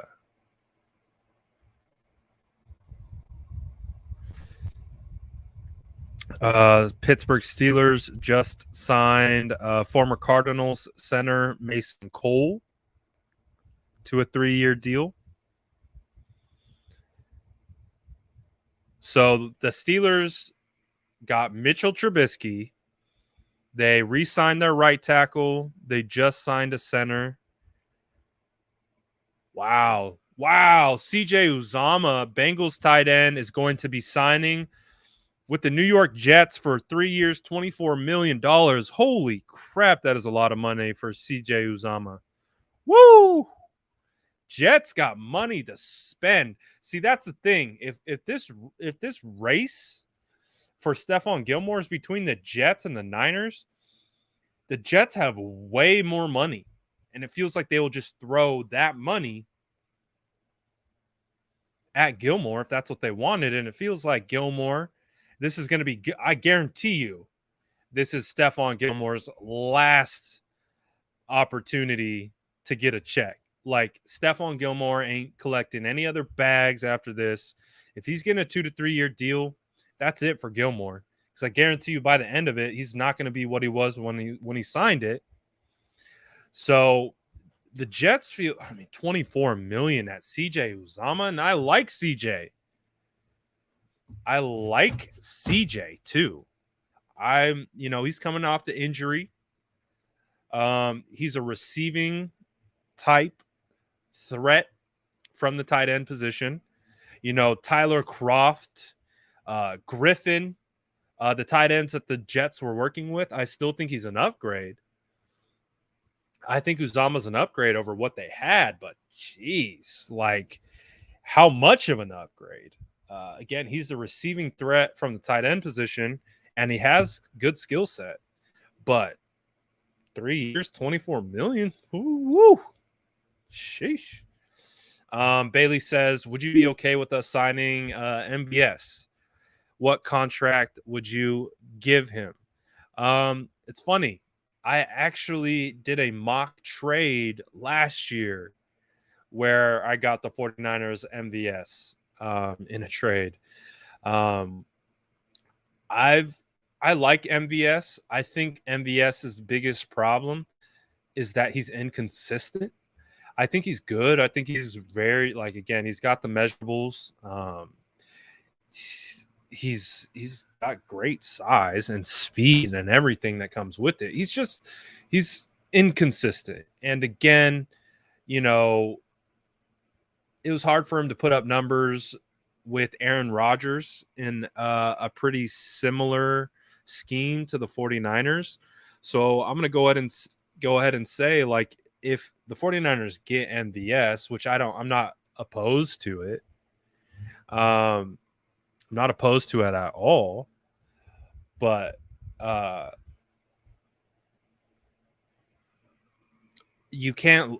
don't think you can expect a crazy level of production from MVS. So if you can get MVS on a deal, and PFF is projecting MVS at 2 years, $10 million a year average, it feels like a lot. 11.5 guaranteed, 20 million over the total deal just feels like too much for me. If you could get MVS on a deal, I'll take MVS. But if you're giving me MVS on a $10 million average per year, that's just too much. It's just too much for me. But if you get me him on a 1 year, potentially 2 year, we're talking maybe $5 million a year average. Okay. I would look into that. I would definitely kick the tires on that. Anything above that, it would be hard for me to swallow. He's done the same thing. Most I would give for him is 5 to 6. I would agree. Most I would give is about 5 to 6. If not, there's some good wide receivers in this draft class. I'm telling you, just let David Bell slide to you in the 3rd round. Select David Bell, and the rest is history. And we'll have the best wide receiver trio in the NFL.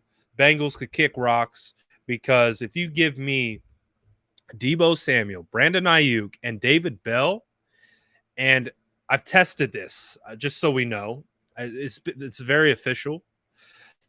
I've tested it in Madden, where I had Deebo as my 1, Ayuk as my 2, and David Bell as my number 3 wide receiver. Championships, baby. If it worked in Madden, it must work in real life. So do it, John. Don't mess around. Don't mess around spending $5 million to $10 million a year on MVS. Just go get David Bell out of Purdue. 3rd round. He didn't test well at the combine. There's going to be a lot of guys who look more intriguing from an athletic profile standpoint, which is going to cause him to drop. That's perfect. Give me David Bell. If you had to ask me David Bell or MVS, I'm David Bell. 100%.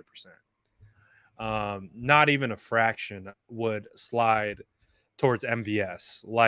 So to kind of extrapolate that question, which is a good question about MVS versus draft. Let's ask the chat. Would you rather have MVS or a Sky Moore or a Khalil Shakur or a David Bell, maybe even a Christian Watson? If you had to pick between Christian Watson and MVS, we're going Christian Watson stonks to the moon. So I think when you start prefacing it like that, and you keep kind of landing on drafting a wide receiver, just draft the wide receiver. Don't spend a lot on MVS. You could, or you could just go draft a guy that's cost controlled for 4 years. How about that? I would much rather go after. Again, you're gonna have to pay a lot of money to Debo. I'm just seeing it now. Devontae Adams just like the tweet where he wants $30 million a year. Debo's gonna want a fraction below of what Devontae Adams wants. Okay, then Ayuk's gonna be up. You got to get cost-controlled rookies, in my opinion. Get cost-controlled rookies at the wide receiver position that you can develop behind Debo and Ayuk. Makes most sense to me. Oh, boy. Dakota Mule, look at you. Savage. We see you, bro. Yo, tell him that's a super chat. Hype up this man. Man, anyone drops a 50 piece, anyone drops 20 piece, again, you drop anything, you deserve hype because we appreciate you. We appreciate you vibing with us so much that you dropping the 50. I missed you before. I apologize. I'm famous for missing super chats. I won't go and pull it up or look for it because clearly you've made it so I can't miss it at all, which I appreciate. Shout out to Dakota Mule, legend. Oh, mama, I can almost buy that Jerry Rice jersey now. Dakota says Billy Turner released. What did he say? From Green Bay. O-line, versatile.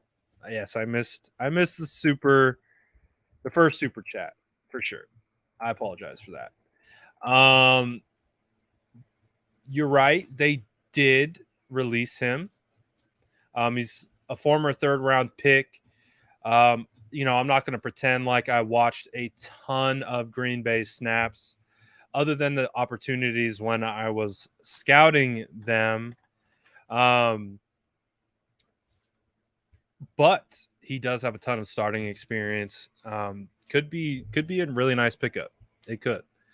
He only allowed 3 sacks last year on 110 offensive snaps. So based on that alone, that's pretty dang good. 497 of those snaps were pass block reps, 3 sacks allowed. That's not terrible. It's not bad at all, actually. But to be honest, yeah, if you can get Billy Turner on cheap, absolutely. Do it. Do it. Actually, that's not a bad idea. I haven't gave that too much thought. But hey, Laken Tomlinson potentially out the way. We're not solidified on run skill. We're not solidified on Mac, at least in my opinion. All that kind of stuff. So that's actually not a bad idea, actually. So good call on Dakota, especially too, if the 49ers do pick up Billy Turner. Dakota called it first.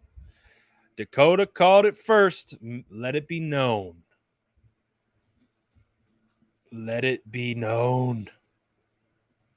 So I actually don't mind that. Just based on the perception that I do know of him. I haven't studied him. So if I studied him, I'd have a much better opinion for you. But first impression, I like the first impression. That would be fire. Shout out Dakota. Legend.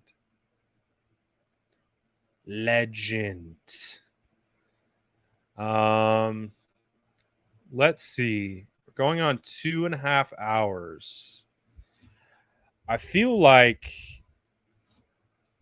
I don't know. What would you guys feel if we took like a 30-minute break and I just came right back on? I feel like more news is going to drop. I feel like I want to be live while news is going to drop. I don't know. If we took a 30-minute intermission, would you guys come back? Would you guys come back and vibe? If we took like a quick 30-minute intermission, would you come back and vibe if we kicked up the live again?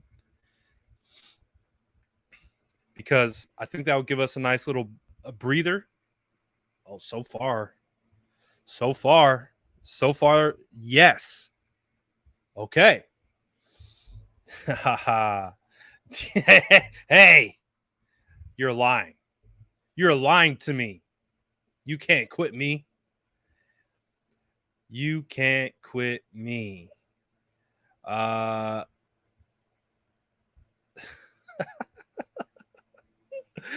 right. I think that's what we might do. I'm going to take a quick 20 to 30. Put the bell on. I'm going to just reschedule it. So if you guys even want to keep I'll reschedule it.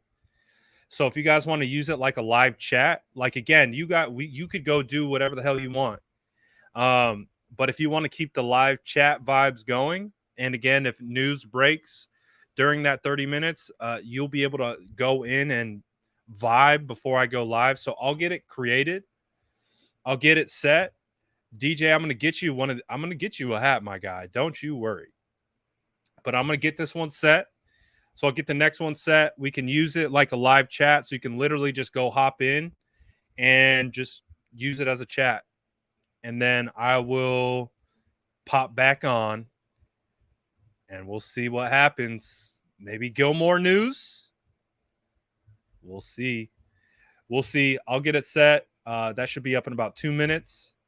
Actually, you know what? No. Nope. Not yet. Because I want to make sure you guys have a spot to go right away. So let me get it set.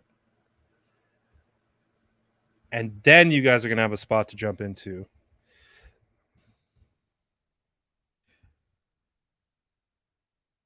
Giants are signing offensive guard Mike Glowinski to a 3-year, $20 million deal. Dude, Laken got paid, guys.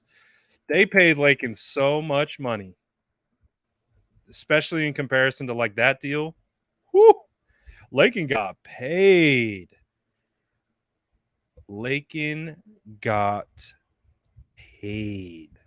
My goodness. Okay, hold on. He got paid.